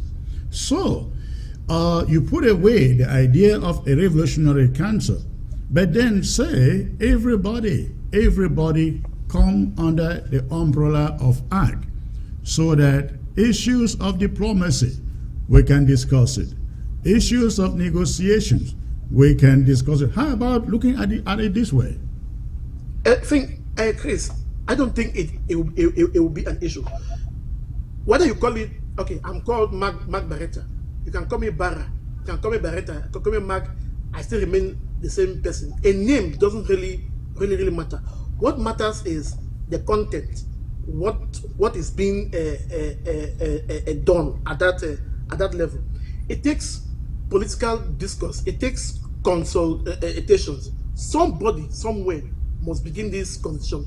Every group, SCAF that I represent, can decide, okay, let's come towards ARC, or all together as ARC. But now, will ARC be ready to transform to thwart its original objective, to accompany all these other groups that are. But Mike, don't you consider SCAF as essentially an activist group? Does it necessarily? I really believe that activist groups should stay out of corporate groups, because activists are like our reporters, our journalists, who should be left to call things the way they see it, especially if they are doing so truthfully and without being partisan. I think they should stay out so that they can then call the wrongs where they find them.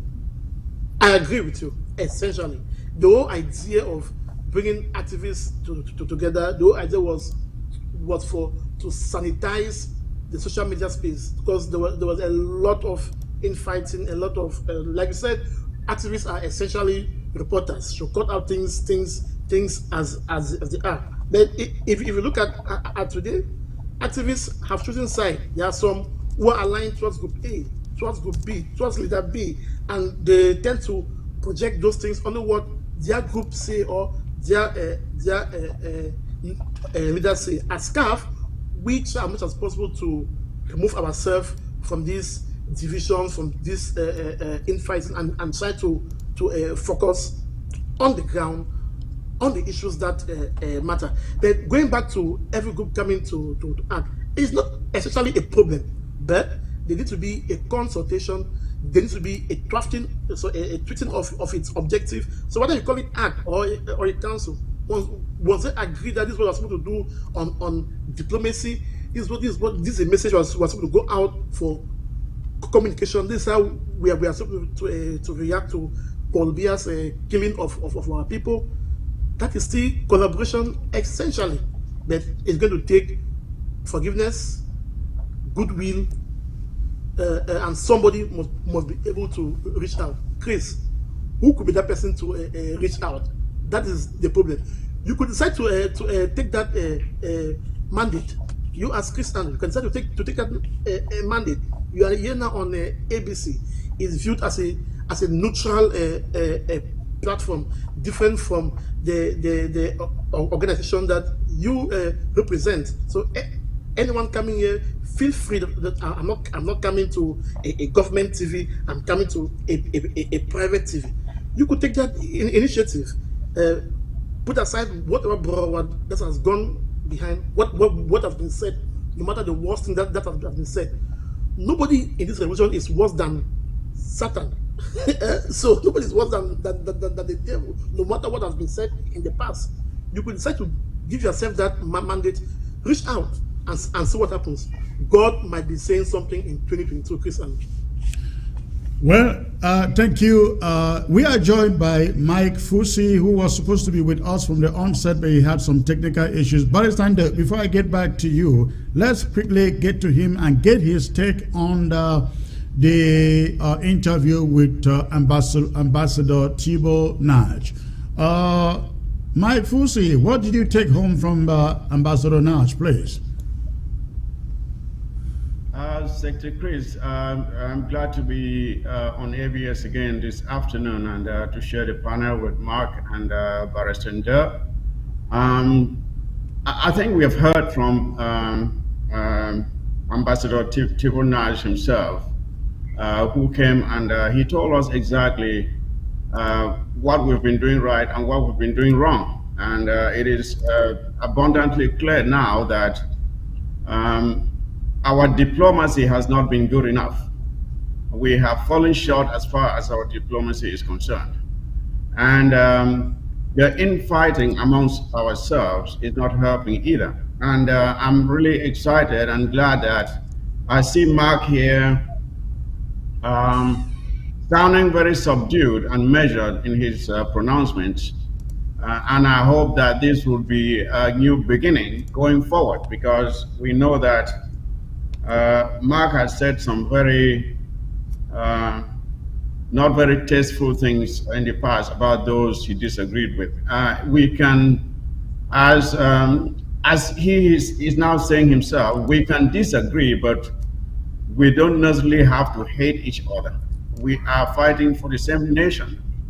We have the same destination, and if we're truly going to the same place, why then should we cut each other's limbs just to get there and depend on and be handicapped when we get home? We have to make sure that the way we communicate with each other, and that's what I said earlier when I appeared here last a couple of days ago, and I said there is no need that because I disagree with you I have to call you names. Listen to my ideas, I listen to your ideas. Let's have a debate. The better idea wins, and the better idea wins for Ambazonia. But when we come out and instead of arguing on the facts, we start name calling, and then people on the international stage look at us and they say these people are not ready for prime time. These people are not mature enough. They don't know what it means to have a free country. If they can be this angry and they can have this much hate for each other when they are out here, how much more when they have the country? So we should think about this and know that how we behave with each other reflects on what people think the new Ambazonia will look like. And people don't want to have a new country just to go in again to start trying to separate people because they have a civil war. So we have to cultivate some civility in our discourse and let our ideas and our ideas only speak for themselves. And we should be willing to accept when someone else has a better idea. It must not be our way. If we learn this and come together, I have said before, we have won this war. We are the ones holding ourselves behind. We are the ones holding ourselves behind. It's not La Republique. La Republique is already beaten. They don't know what to do. They can't even contain their own internal problems. A country where the leader has not been seen for almost a year, he comes out like a mummified mummy with steroids pumped in him, and then he comes out and says he's making a speech. And we sit here instead of just claiming our independence, and we're wasting time. It's up to us. Let us ramp up. We should ramp up our diplomacy, come together, put our best ideas forward, make the decisions that are best for Ambazonia, not for any single individual. It's not about anybody. It is about our nation, Ambazonia. And the world knows that we are right. Nobody has come out to condemn us for daring to stir an uprising because they know we are right. When they come out, they blame the Republic for the violence. Nobody has ever said you don't have a right to claim your independence because they know we deserve it. But they are not going to give it to us. We have to take it. It's up to us to take it. That is how it has been done everywhere. The United States did it. Rwanda did it. South Africa did it. In every instance, it is the people who rise up and take their rights. It's never given. So I hope we realize what we have been doing wrong and we correct our mistakes and march forward. In the few minutes that we got left before we get to the phone calls, I would then like the three of you, I think Mark has already made some suggestions. I will start with Barrister in there. Proposing solutions, the way forward. How can we arrive at this unity, or you call it reconciliation, collaboration? What would be the way forward, Barrister? Yes, thank you again, Secretary Chris. There are some of those words that I don't like using, like collaboration, because those words have been given different connotations amongst our community, especially in the diaspora. What I would say is that right now in this struggle, we've got two main structures. We have the counties and the LGAs, and then we have Team Act. Every Ambazonian belongs to a county or an LGA. It is very simple for you to go identify where your county is, where your LGA is, and you join that structure. It starts from there.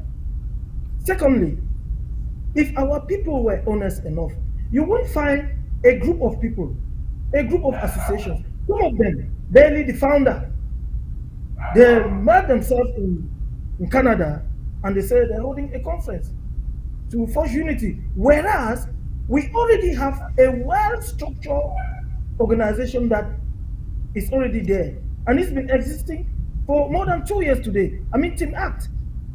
Was it not easy for them just to identify themselves with Team Act and say, okay, we are now coming to endorse this process and be part of it, so that we can forge that unity right here?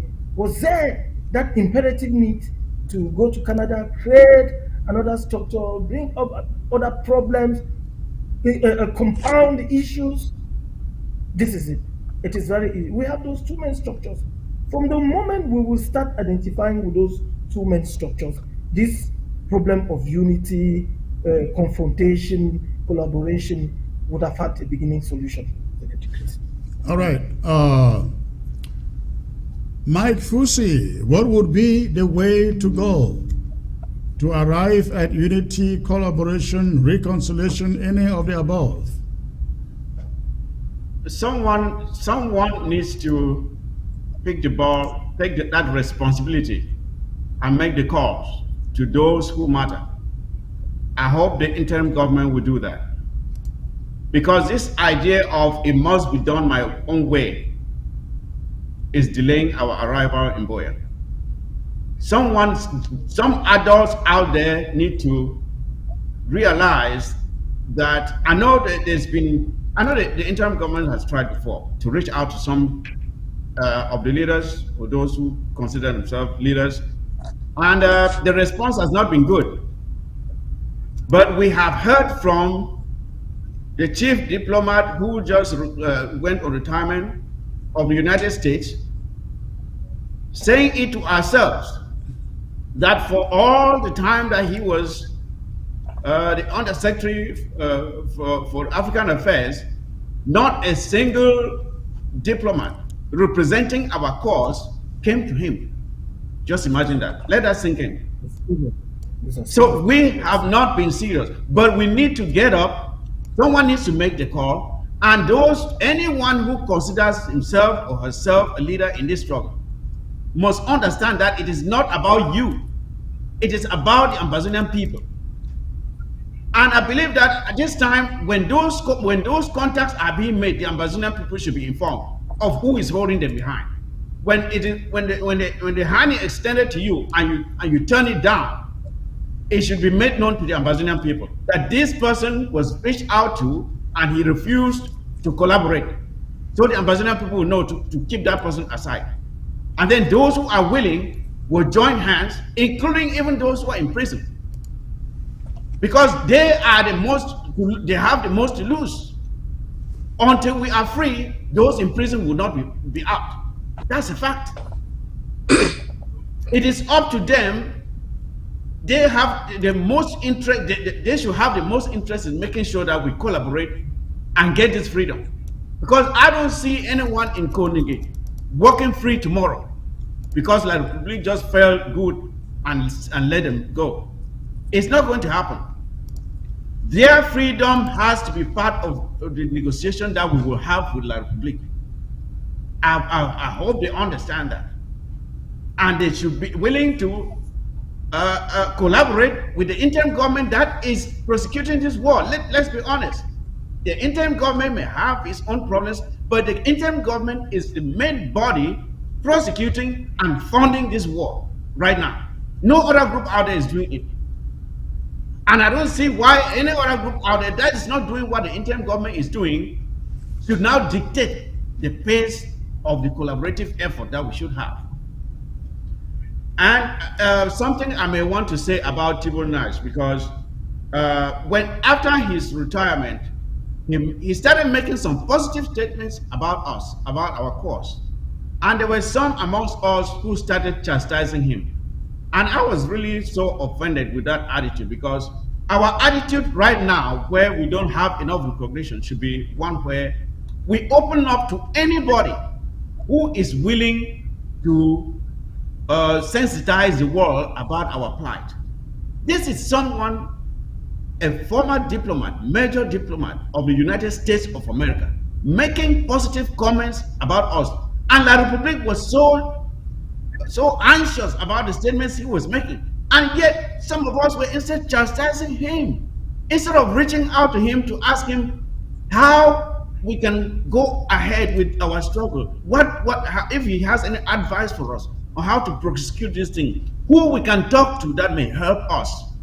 That is what we should have been doing. As a matter of fact, I will tell every Ambazonian around the world, if you are passing on the street and you see a 3-year-old, 5-year-old child standing on the side of the street holding the Ambazonian flag, you should be very excited and go talk to that child and tell him about your story, that I'm glad you are holding the Ambazonian flag. This is the flag of a country called Ambazonia, where little boys and little girls like you are being shot in the head and killed. Tell that child that when you go home, tell your father, tell your mother about our country. You don't know who that child's father is. You don't know who that child's mother may be. Maybe the child of a diplomat, a senator, a congressman, somebody important. Just through that child, you don't know who you can reach and the influence that that action of yours can have on our struggle. We should welcome anybody who is willing to preach the gospel of the freedom of Ambazonia. We should not pick and choose and chastise people, even those amongst ourselves with whom we have the slightest disagreement. We give them the name enabler, traitor, without any evidence. We discourage a lot of people with such attitudes, and I hope we will change going forward. Okay, thank you, Mike. We are going to take... Mike, hold on. This is what we're going to do. I'm going to come to you right away, Mike. But this is what I like us to do. I know there should be lots of talking in La République du Cameroon at this moment over this interview. Mike, I start with you. What do you think is going on there right now in the circles in Yaoundé, listening to Tibor Nagy essentially endorsing a free Ambazonia? Cameroon is panicking because they know that Tibor Nagy might be here talking on his personal opinion, but trust me, he's still part and parcel of the international the system. The system. Tomorrow he might be recalled by another president to go represent another country, and we're going to use the words he has given out this day, or the tweets he has said about Ambazonia. From the feeling that I have is that the international community, they are ready to receive a new country. They are ready to receive Ambazonia. But like you said, there are a lot of complicated relationship between US and Cameroon. Cameroon is using the issue that they are fighting Boko Haram, whereas they don't do any fighting at all, because we've seen how Boko Haram has dealt with their military. So I think Tibor Nagy, the feeling that I have is that he has given us the mind of the international community, and the international community is warming up to a free Ambazonia.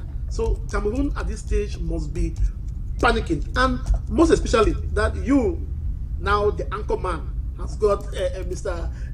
Ambassador Tibor Nagy on ABS is quite outstanding, and I want to appreciate you greatly for that, for bringing this former Secretary of State. And I think the Ambazonian revolution, we've had lots of support. We've had a lot of countries, they are aware about our issue. I've not seen, from my little history that I have learned, I've not seen any revolution which has been so close as ours. Like Comrade Fusi said, we've won the war. Cameroon is just marking, they're just trying to buy time. We've won the war. So Comrade Ambassador Tibor Nagy has said something very, very good. And I want to leave on this statement that he said. He said, US policies always change. It will change, of course. They are not people of Christian, no. They're not people of permanent friends and permanent interests. So permanent interests and permanent friends. Yes. Once the circumstances on the ground change, then US policy will change. So that's a coded language to us from Comrade Tibor Nagy. That look at, boys, change the game on the ground to a higher level, and it is on us. It is on us to change that circumstances. And AFCON is coming. AFCON is coming. The eyes of the international community is on AFCON. All measures of AFCON. Today, CNN wrote about AFCON and said the insecurity today in Victoria and Boya, you have armored cars moving around.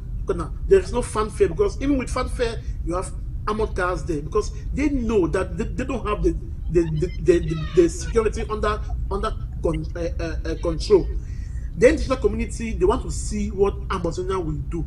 They want to see if we're going to match our words with action. All right, let me get to Barrister quickly. Barrister, I'm going to open the phone lines so we can take some calls. But give us your take on what French Cameroon is feeling like today, watching and listening to Tibor. Yes, Secretary Chris quickly stated. This is one other issue that will say it calls for that type of collaboration to make sure that it is properly executed. The outcome competition that will begin in a couple of days to come. I am calling on all the groups now to come together, to join forces together to make sure that this does not happen. This is where we will see whether that collaboration can take place. Secondly, from my observation, each time that Tibor Nagy has made a tweet or had made some statement, it is always frightening in our republic. You will find agents coming up to either criticize him or intimidate him or to try to issue some threats on his person. But that is the normal reaction we are expecting. They've always done that, but they cannot go beyond that. Yeah, they cannot go beyond that. All right. Let me what get he is to. saying is just reality. This war, for the fact that this war has protracted to this number of years, shows that we are strong enough to take it to the end. All right, Mike, 1 minute, and before I get to you, Mike, I'd like to put the phone number on the screen. Would like to hear from you out there. Give us your contribution to the show, to the interview, to everything you've heard today. Only about this show and nothing else, ladies and gentlemen. When you call, make sure you make your point in 1 minute. Mike, what do you think is happening in Yaoundé this evening? Well, Secretary Chris, Paul Biya came out from the tomb. He had some life pumped into him. He made a speech, and he has gone back into the tomb. What do you expect?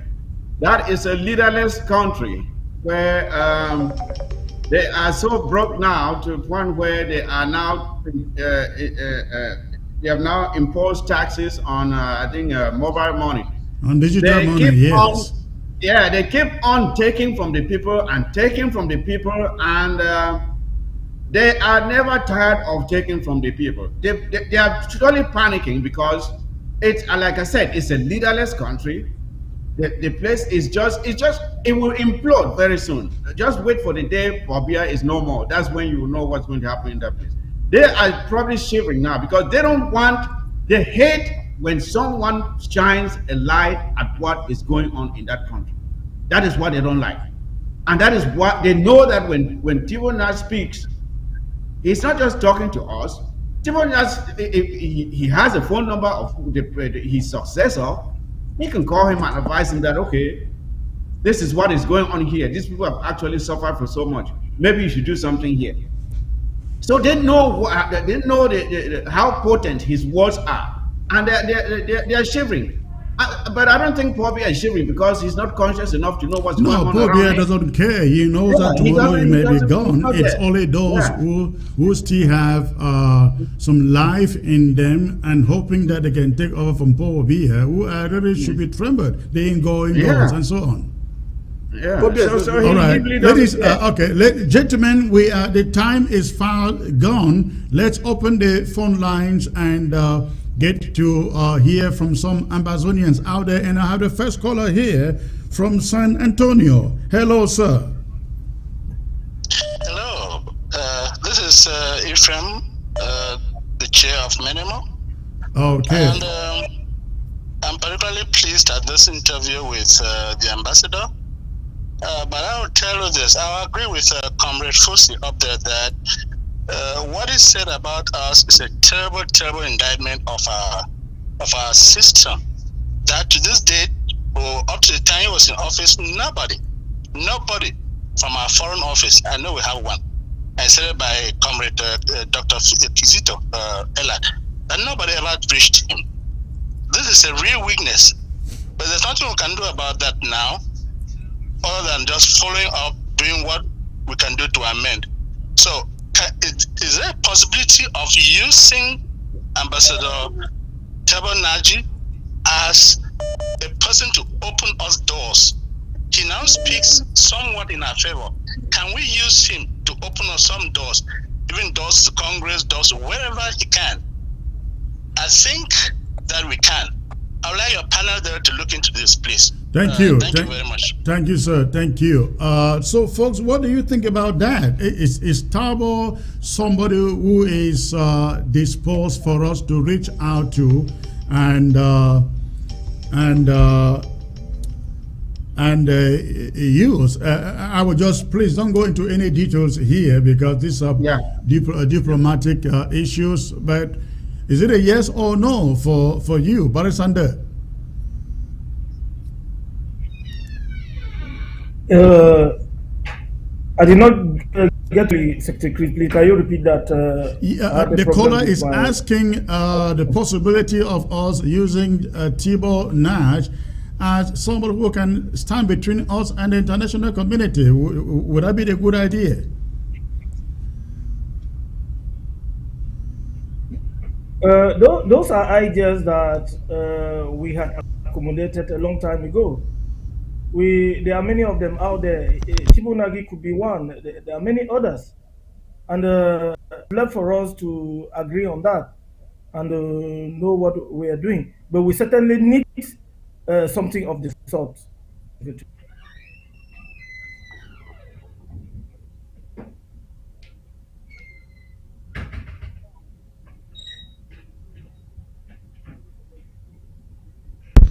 Mike, what do you think, Mike? Ambazonian should go after Tibor?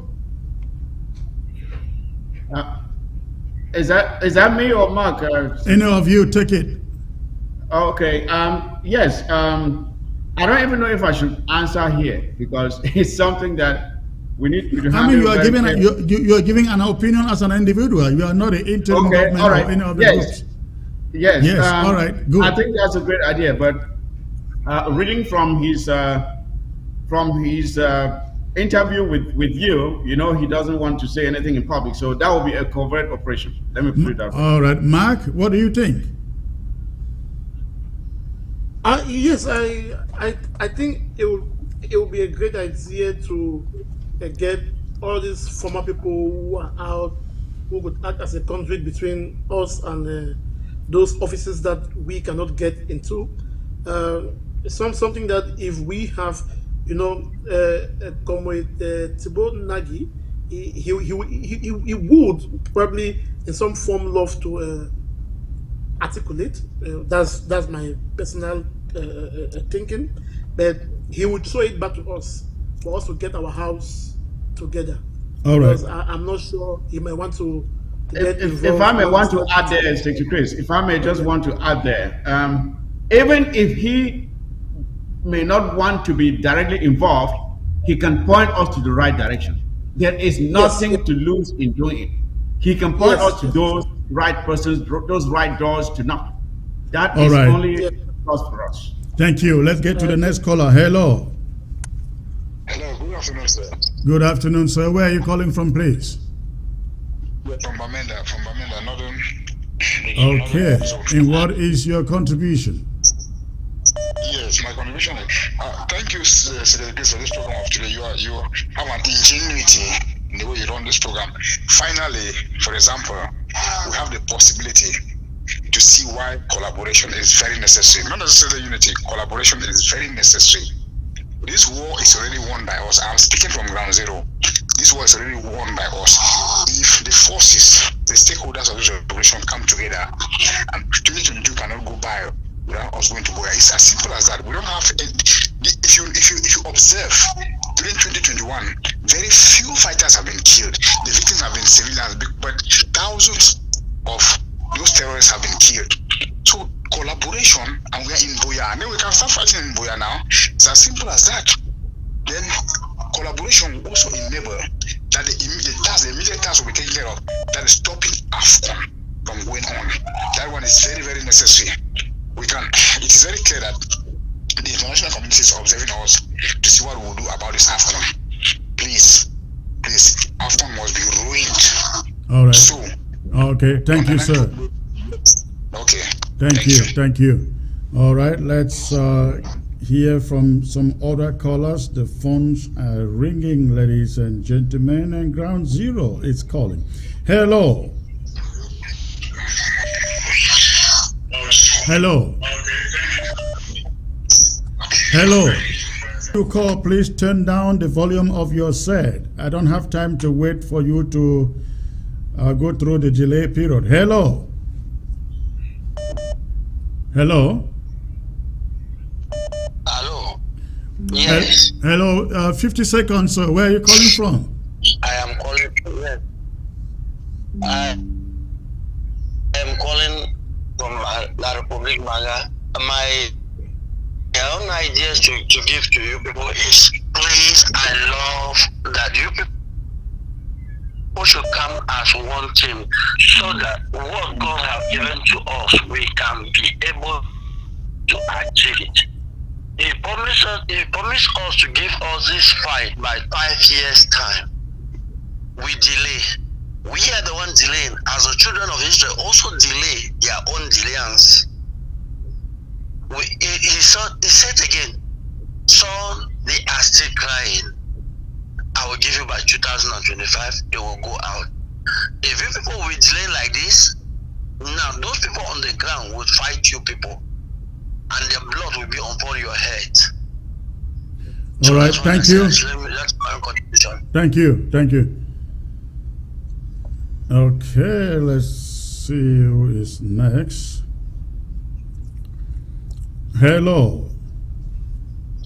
Hello, Secretary Chris. Good evening. Good evening, sir. May I know where you are calling from, please? I'm calling from Birmingham, United Kingdom. All right. And what contribution do you have?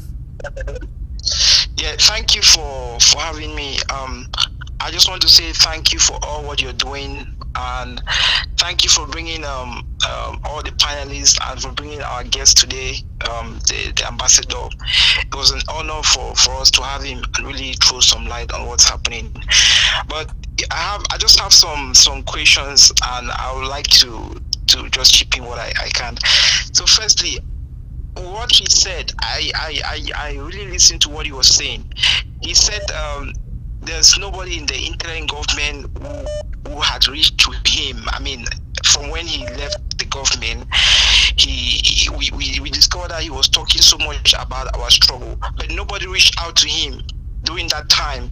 I just wanted to ask, was there any problem that they couldn't see, like those in the foreign department working in the IG, whether it's IG care, whether it's the IG interim government?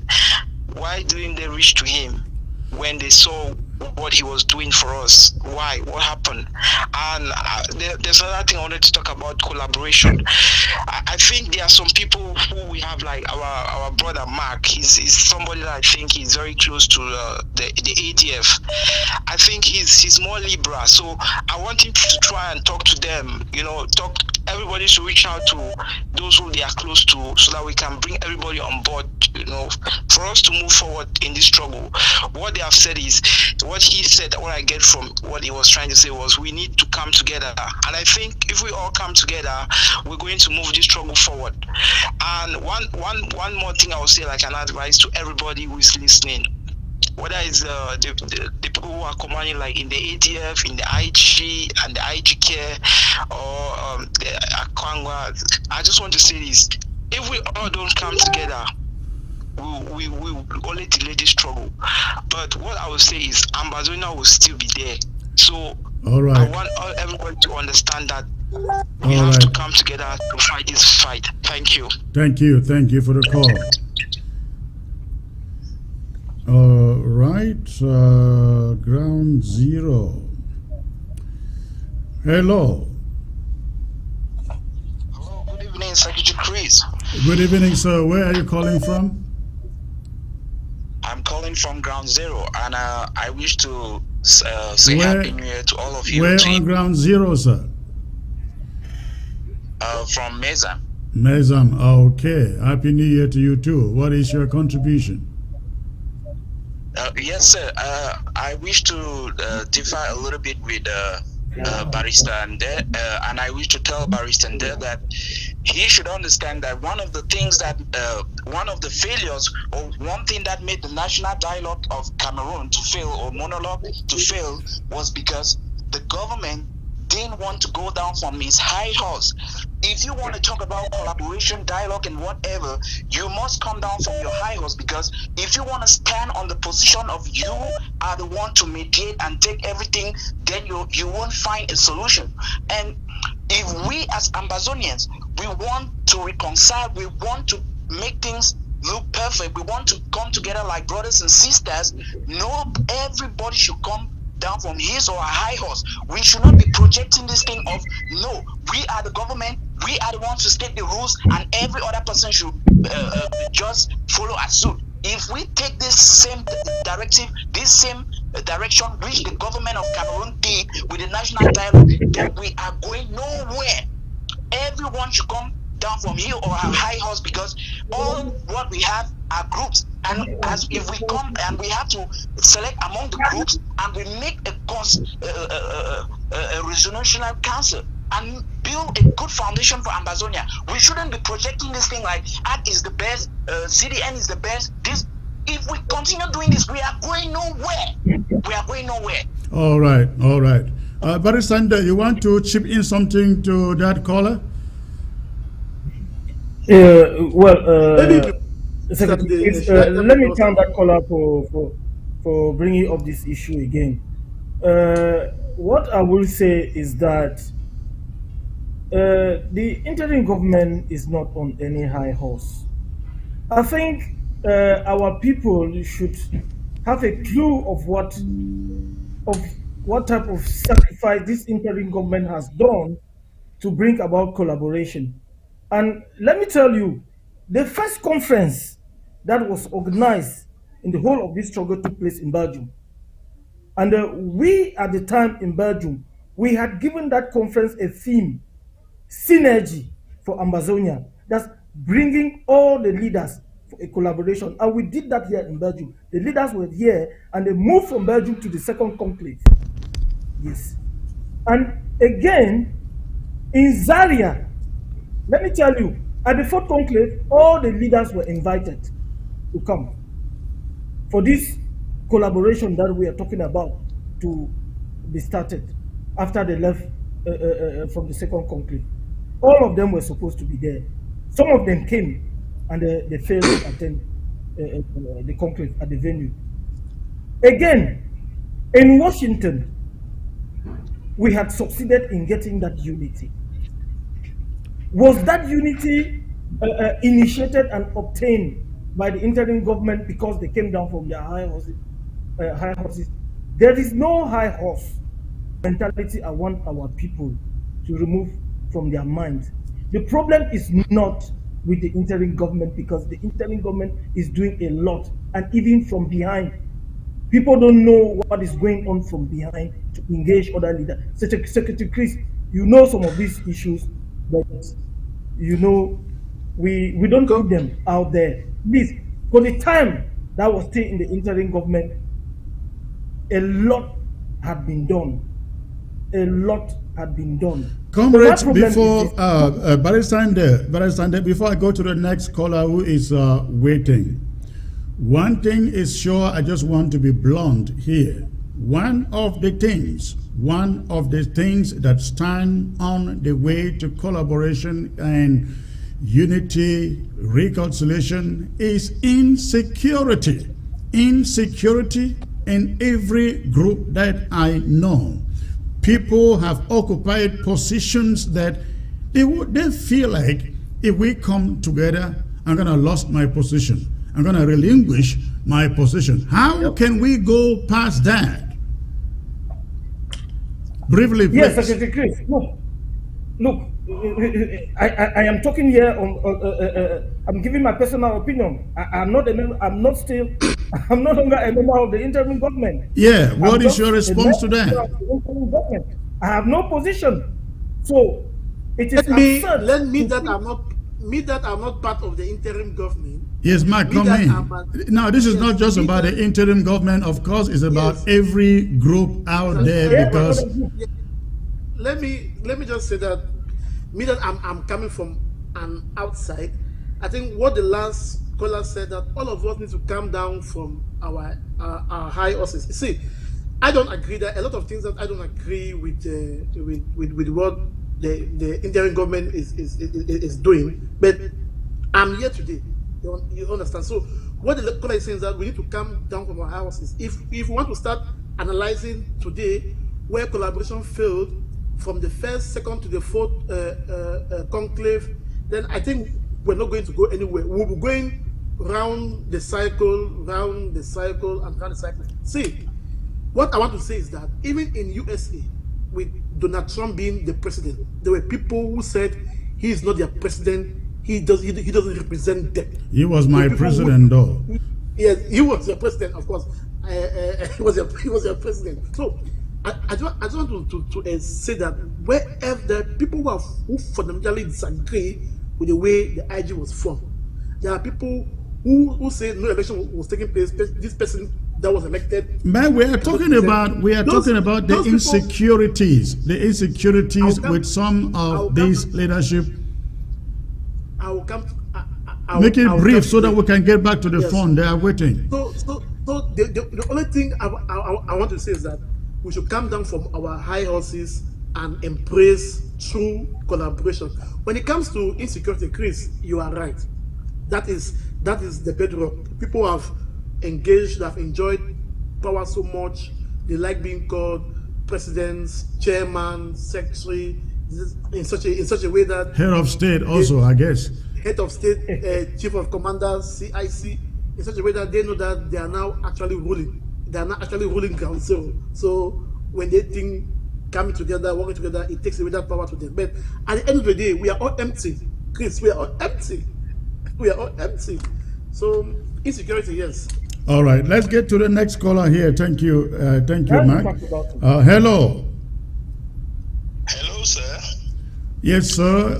Where are you calling from? I'm calling from Fako County, precisely Victoria County. Okay, and what is in your mind, sir? How was Victoria today? By the way, today was Monday. In fact, Victoria was locked down, and I happened to have gone to Boya for consultations because I wasn't feeling fine, and the whole of Boya was locked up. How did you get to Boya on Ghost Town, sir?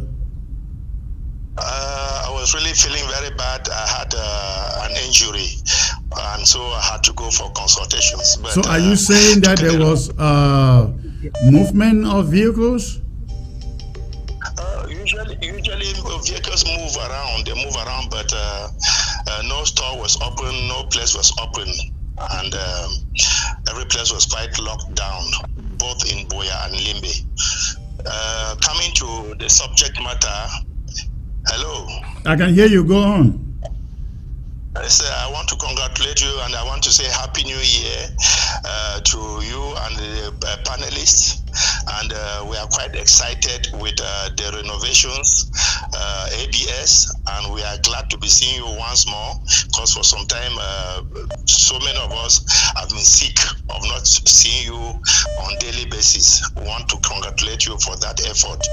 Now, I missed part of the program. I missed the interview with our able ambassador.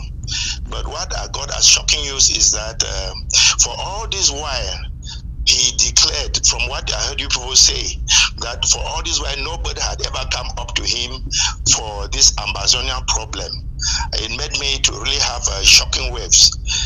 Because if you can remember, and I know you know very well that Mr. Tibor Nagy, if there is anybody who knows the Cameroonian problem, the Amazonian problem, right from the days of SDF, when his boss, who was Ambassador Francis Cook, was ambassador here, he was number one, the second in command after Ambassador Cook, Francis Cook. And they gave them all sorts of names because they were trying to follow up the Anglophone problem and so on. So if there's anybody who knows this Amazonian problem in the US, I think he knows better than any other person. So this is the person, the key person we were supposed to follow we were supposed to actually move through him. Even though he's not more in government, as I heard you say, I think it would be better. It's not something that we should be thinking whether or not. It is better for us to hook with him, to liaise with him.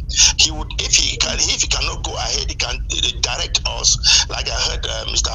Fusi say, he can direct us to some quarters that go like this, because diplomacy is something you cannot just go straight like this and win it. You must be connected.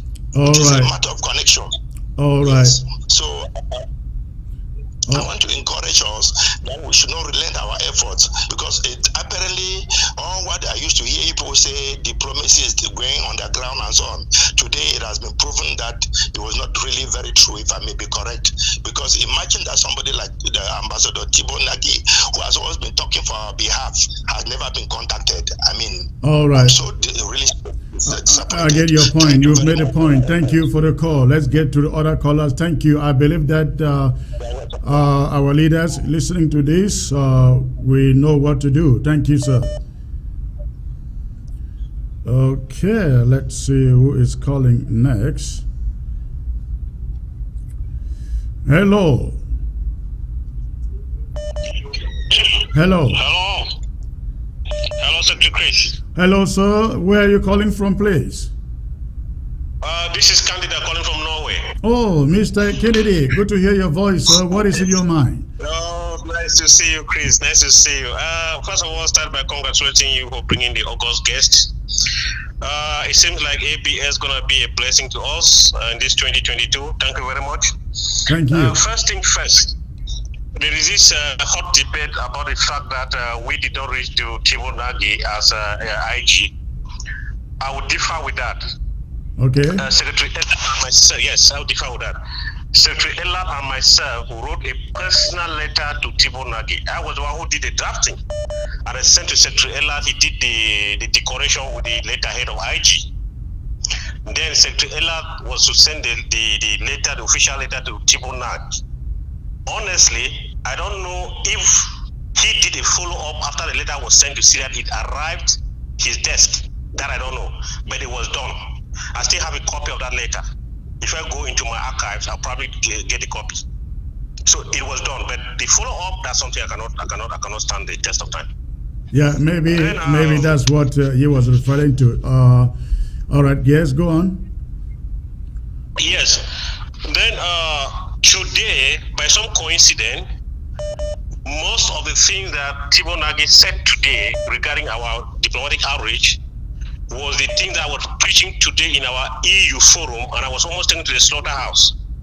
Honestly, if I had listened to a program before my debate today in the EU forum, people could have thought that I was picking up from what Tibor Nagy said. Almost everything he said today was something I started 6 o'clock in the morning, dragging all along with EU guys. But I was taken to the slaughterhouse anyway. What do you mean by taken to the slaughterhouse? Oh, people said I was an anti-IG. They have a government that is doing everything. I said, no, we need unity. We need everybody to be on board. We are not performing as we are supposed to. Almost everything he said. Almost everything. I said it today in the intro. But people almost took me to a slaughterhouse because they thought I was anti-IG, but which I was just that's one of the problems we're talking about here. People get so insecure when you talk about bringing others in, reconciling with people. People get so insecure. Exactly. And sometimes they call you labels. They begin to call you black leg, compromise. And so, I mean, you know those labels out there. I asked them the unity we had in Berlin, the population we had in Berlin, the momentum, the motivation we had in Berlin 2019, where has it gone to? Everybody jumping up the boat. Well, it's my understanding that you guys in Europe are putting together a conclave, a European conclave, in the coming months, isn't it? That's true in Germany, hoping that the corona pandemic doesn't disturb it. That's true. I hope that you guys can, put together that event with consideration into what we are talking about here. Yes, we will do that. They are listening to you too. There's one more thing before I drop the phone. Don't drop. IG, I'm one of those key members in IG, but IG has a cabal that we need to dismantle. I've said that in the EU forum, I've said that in the IG forum. IG has a cabal. Why do I say so? By now, Dr. Sako Ekomeko have been speaking with Joe Biden. We were going to make it happen. When the cabal heard that we were the ones to make it happen, they ran ahead of us trying to do it, and they failed. And they dismantled the group that were organizing that. And that was an opportunity that a diplomat, a high-level diplomat, was linking us with Joe Biden. So there's a cabal in IG, whether I would like it or not, I don't know how I can call it, that cabal needs to be dismantled. I'm a member of IG, don't get me wrong. I know you.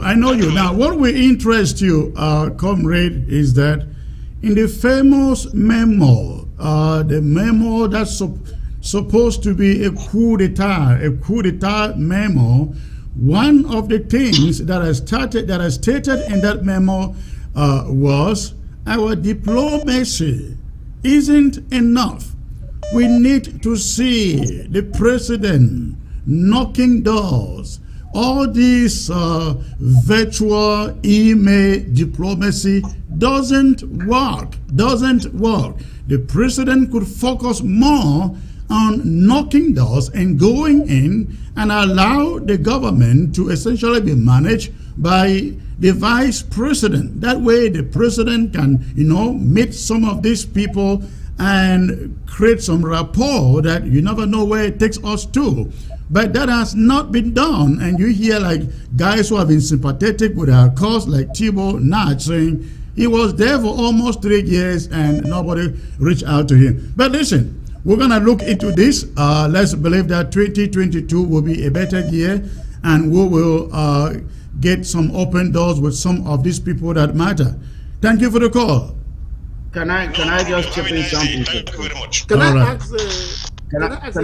I chip in something? Okay, let me get to the last caller here. This will be the last caller. Hello.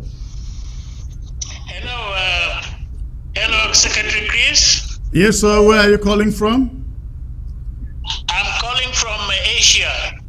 All right. And what is your contribution, sir?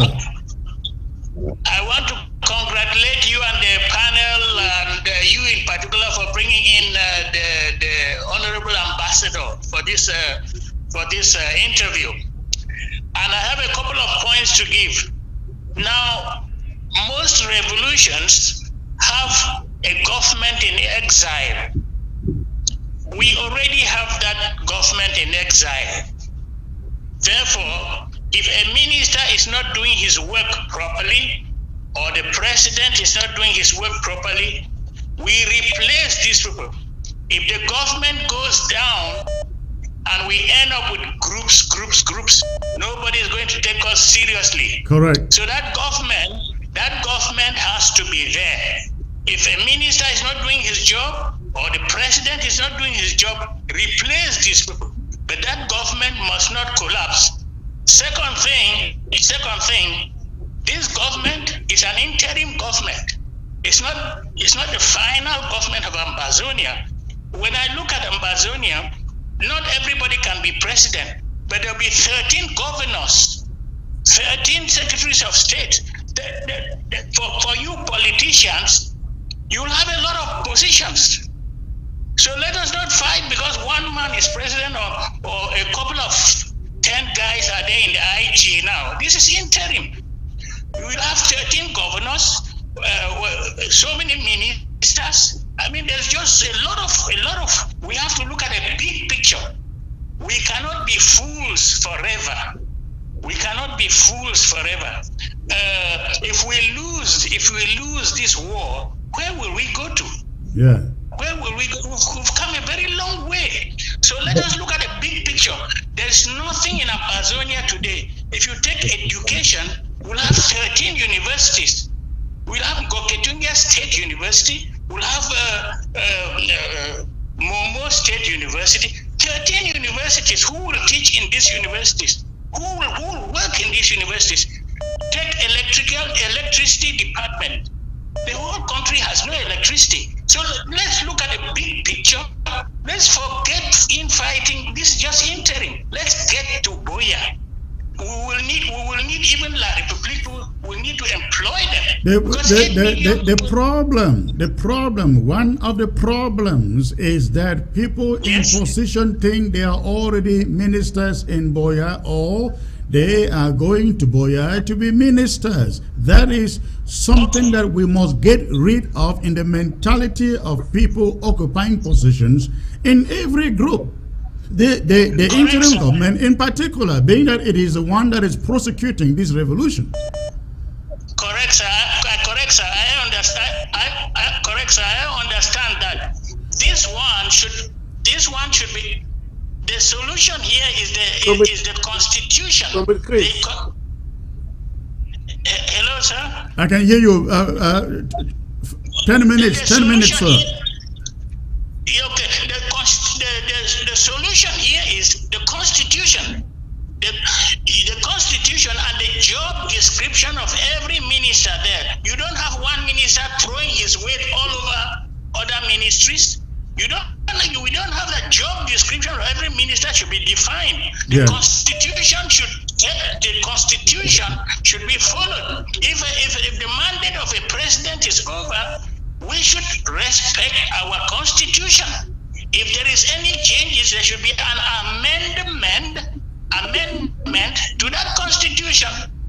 And that amendment will take place when there is election, not on the eve of an election. I think we should take note of this, because an amendment of the constitution on the eve of an election is essentially a kind of electioneering, which we don't want to see. The same constitution that swore in the current president should be the constitution that swears in the next, and then after that, it is my belief, my opinion, that it should be revisited and revised. Correct, sir. Any impromptu amendment now is trying to cook up the elections. Thank you, sir. Thank you.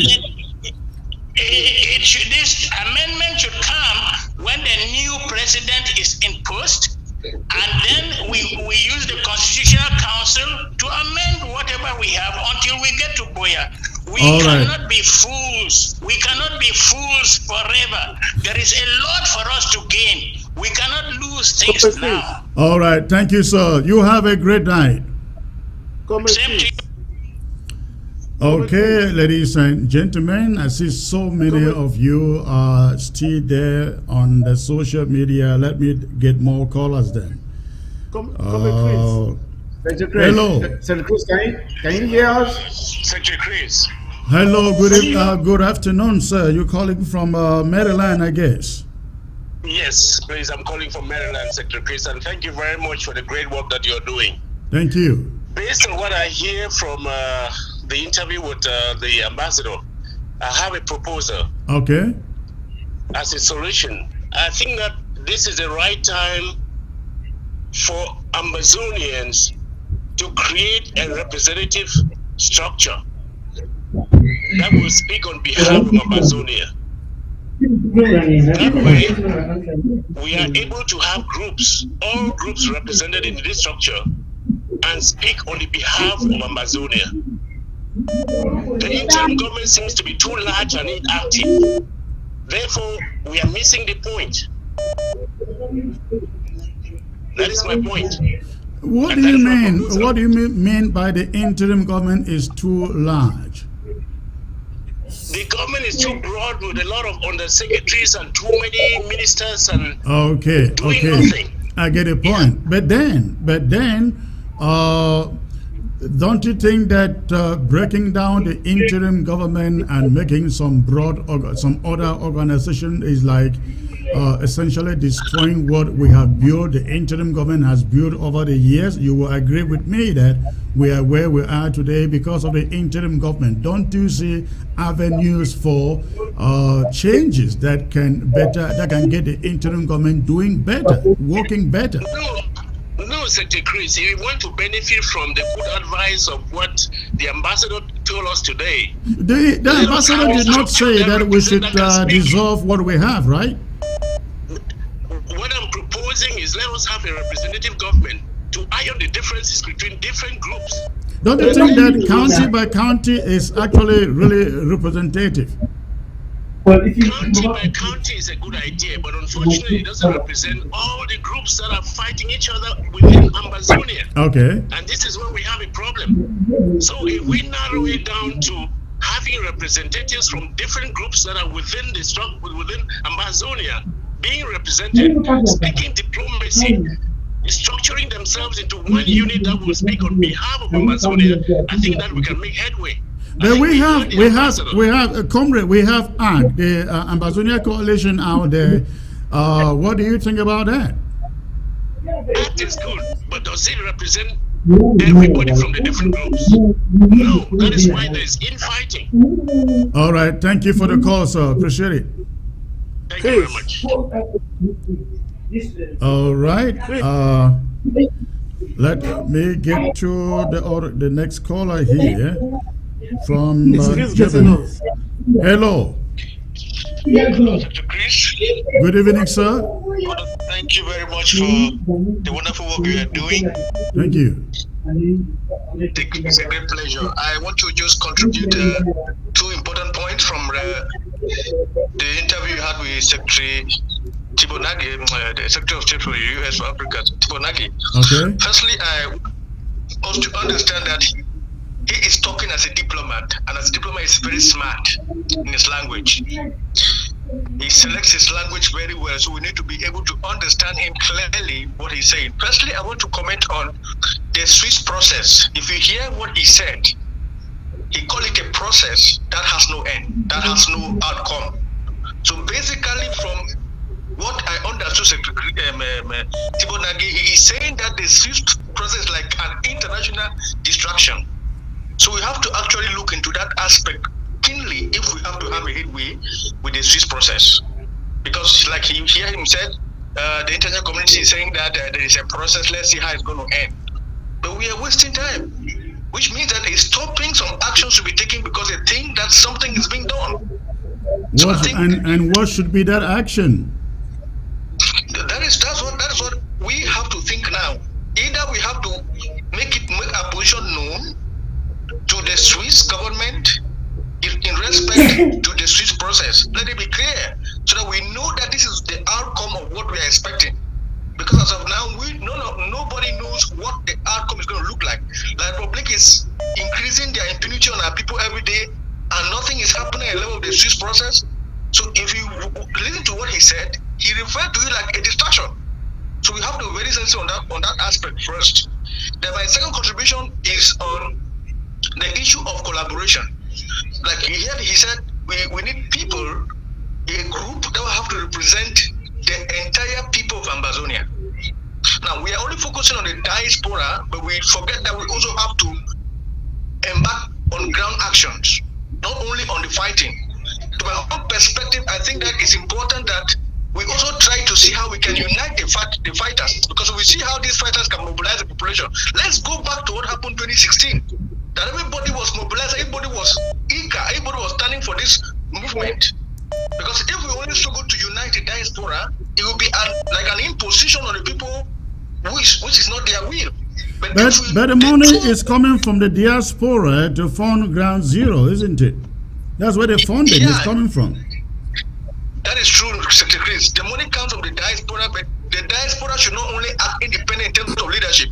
We should share it together with the ground, so that the ground mobilize the local population, so that the world will know that the opinion that the diaspora is representing comes from the ground. Because, for example, the dynamics have changed. Like 2016, 2017, when the whole population were coming out to demonstrate and to say we stand for this. It has changed. So we have to make sure the two go together, so that it will not be as though the diasporas have a different view from what is on the ground. So that's my point. All right. Thank you, sir. Thank you. Okay. Let's take the next caller from Germany. Hello. Hello. Yeah, Secretary Chris, thank you for taking my call. I'm very, very grateful, and I'm happy for what you have done today. I think no matter what we are saying, there is already some movement towards the right direction. I just want to encourage you and to tell you that it is really a mistake to think that the only way we can continue doing this thing is to pass through an interim government. It's a big mistake. If we have not been able to be at the corridors in US and we have an interim government president in the USA, it means we have not been able to do our work. So it is for us to check who are those in other groups that we are refusing to accept who can do this work better. If we put our revolution first and our people who are dying first, who have an open heart to consult people who can do the things we cannot do.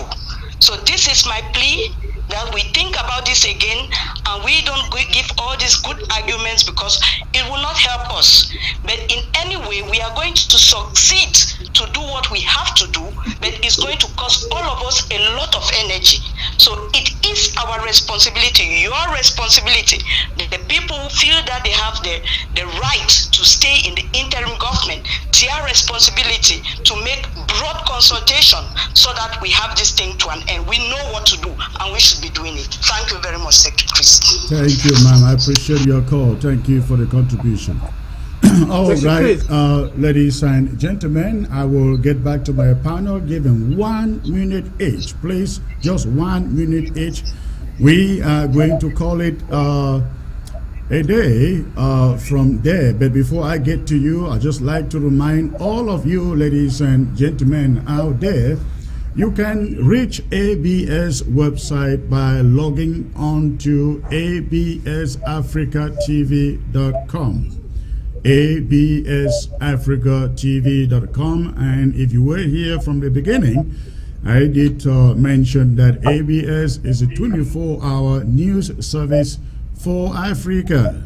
Beginning this month, possibly end of this month, we're going to be bringing you news 24/7 from the north to the south, east, and west of Africa. So please stay glued to ABS. And for those of you who have been asking how you can support ABS, please, also on the website, you will see a donation link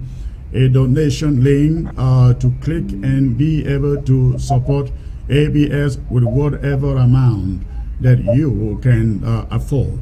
So again, the website link is there. And for you on the Facebook, you want to receive regular notifications when we come live, just hit on the bell. Just hit on the bell.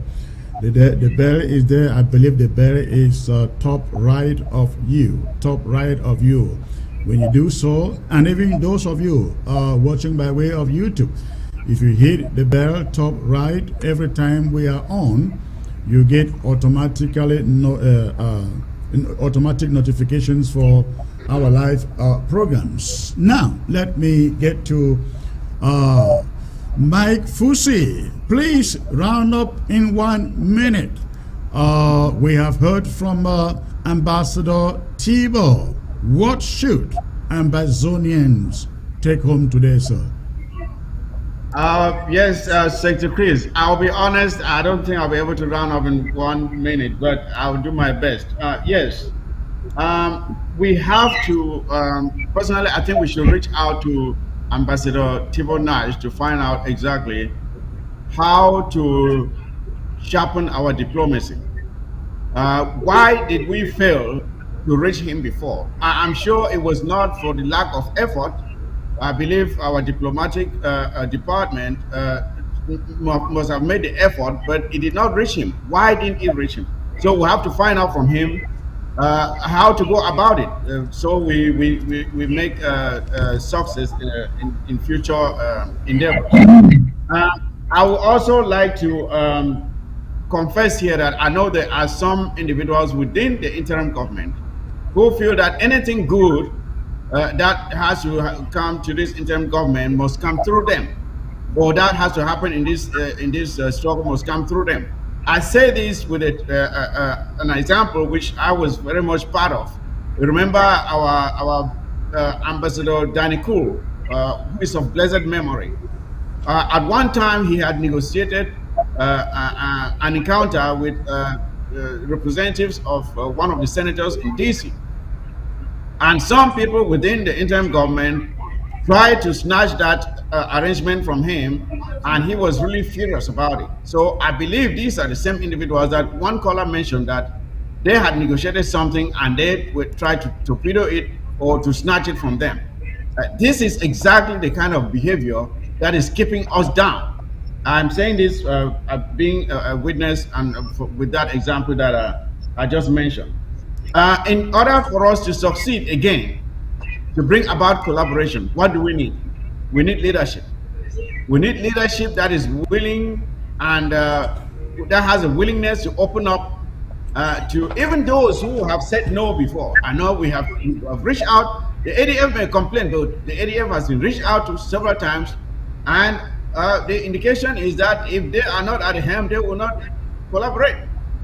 If they are willing to change their stance, then that may be the beginning of some progress. Until then, you can extend a hand, but until someone takes that hand, there is not going to be any handshake. I repeat, you can extend a hand as much as you want. Until someone takes that hand, you will not have a handshake, and that is what we need.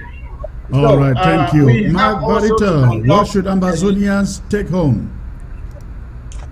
I want to react on two things. There was a caller who called and said, even in a free Amazonia where we are going to employ Francophones, there is no way we are employing Francophones in the free Amazonia. There is no way. We will employ Nigerians, we will employ Guinea. There is no way we will employ Francophones even to clean our toilets. There is no way. How about Francophones with business coming to pay tax? We are going to Chris. Ambaland will be a big farmland. He said there will be 13 universities. A lot of work will be going on. We will be reconstructing Amazonia. So we can get expertise. But don't you need tax money to run those universities? We will need other countries who will come in. We are neighbors to Nigeria and other countries. Nothing beneficial to French Cameroon citizens. We don't have anything to do with it. The second thing I wanted to mention is about the Swiss initiative. Comrade Chris, you are part of the interim government. I would like you to take this back to ACT. Ambassador Tibor Nagy said the international community, they are using the Swiss now as a comfortable position. You know, okay, there is a process. So they don't want to do any work. There is a process. There is a process. And he said something dramatic must happen to move the process. I think ACT, who is championing the Swiss initiative, should start thinking that after 2 years, what should we do? Should they just keep on folding their arms, waiting for French government to come on, waiting for the Swiss government to act? So there is something that we need to do to kickstart that initiative, because for now it is comatose, it is silent.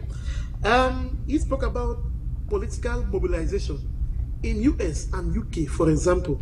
These politicians, we need to go to them. The way they work, we need to go to the MPs, congressmen, congresswomen. We saw one MP here in UK who was tweeting about Amazonia, calling Amazonia by her name. So I think we have a lot of leaders in USA. We need to kickstart this political mobilization to get these congressmen and women on our case, because they are them who always write and bring out proposals for their parliament, and so they could start something for our case. Look like the TPS, the temporary protection status that congressmen have been saying, but us Amazonians have done nothing to mobilize to support that process. Imagine Biden saying, of course, Cameroons should be part of the TPS. It's a big move. It's a big move. We don't see it. It's a very big move towards recognition towards our. So those who are in US, the Bosebed, the Akwangas, the Sakos, and they should get involved actively. for political mobilization to get it done in All US. right. Those in Europe should get involved in Europe also. Thank you, Mike. Barrister, please, what should our people take home today from Ambassador Nagy? Yes, thank you, Secretary Chris. This message today should be taken as a reawakening of this struggle. To add on the issue of collaboration, I want to mention that our people, especially those in position, should stop seeing themselves already as leaders on the ground. Leadership should stop thinking that they are already leaders and it will continue till we reach the ground. I think we created these structures to better organize the diaspora so that we can take care of the war. In my belief, there was no question that people should get to positions and buy themselves land titles and get stuck there, never to listen to what others are saying. And again, Secretary Chris, to take from this interview today, we need strong leadership. We need strong, engaging, and present leadership. We need the type of leadership that can that should be preemptive of issues and events and not be reactionary each time, being reactionary. We need that, Secretary Chris. And also a direct message to our people, we need to stop this issue of surrogacy. People just attacking each other, calling names, like Secretary Chris, when I read the type of names that were tagged on you, I had pity for myself for belonging to Amazonia, really. So these are the sort of things that we need to stop going forward this 2022. And to end up, we need to go back to that political activism that we ignited in 2017, 2018. We were in the streets of Europe, we were all over. I think we need to go back to that, Secretary Chris, to warm up the world again, that no, our problem is still there, it's not gone. We need all of that, Secretary Chris. Thank you. Thank you, gentlemen. It was a pleasure to have all of you, and for all of you tuning in to ABS, ladies and gentlemen, you can log on to our website, absafricatv.com, to continue reading the news and to support us here at ABS. It was a privilege to be with you today. I look forward to being back with you on Wednesday, Friday, and on Monday. I am also believing Monday I will be having another international representative from England here on the set. Until then, ladies and gentlemen, I'd like to thank all of you for tuning in, and please stay glued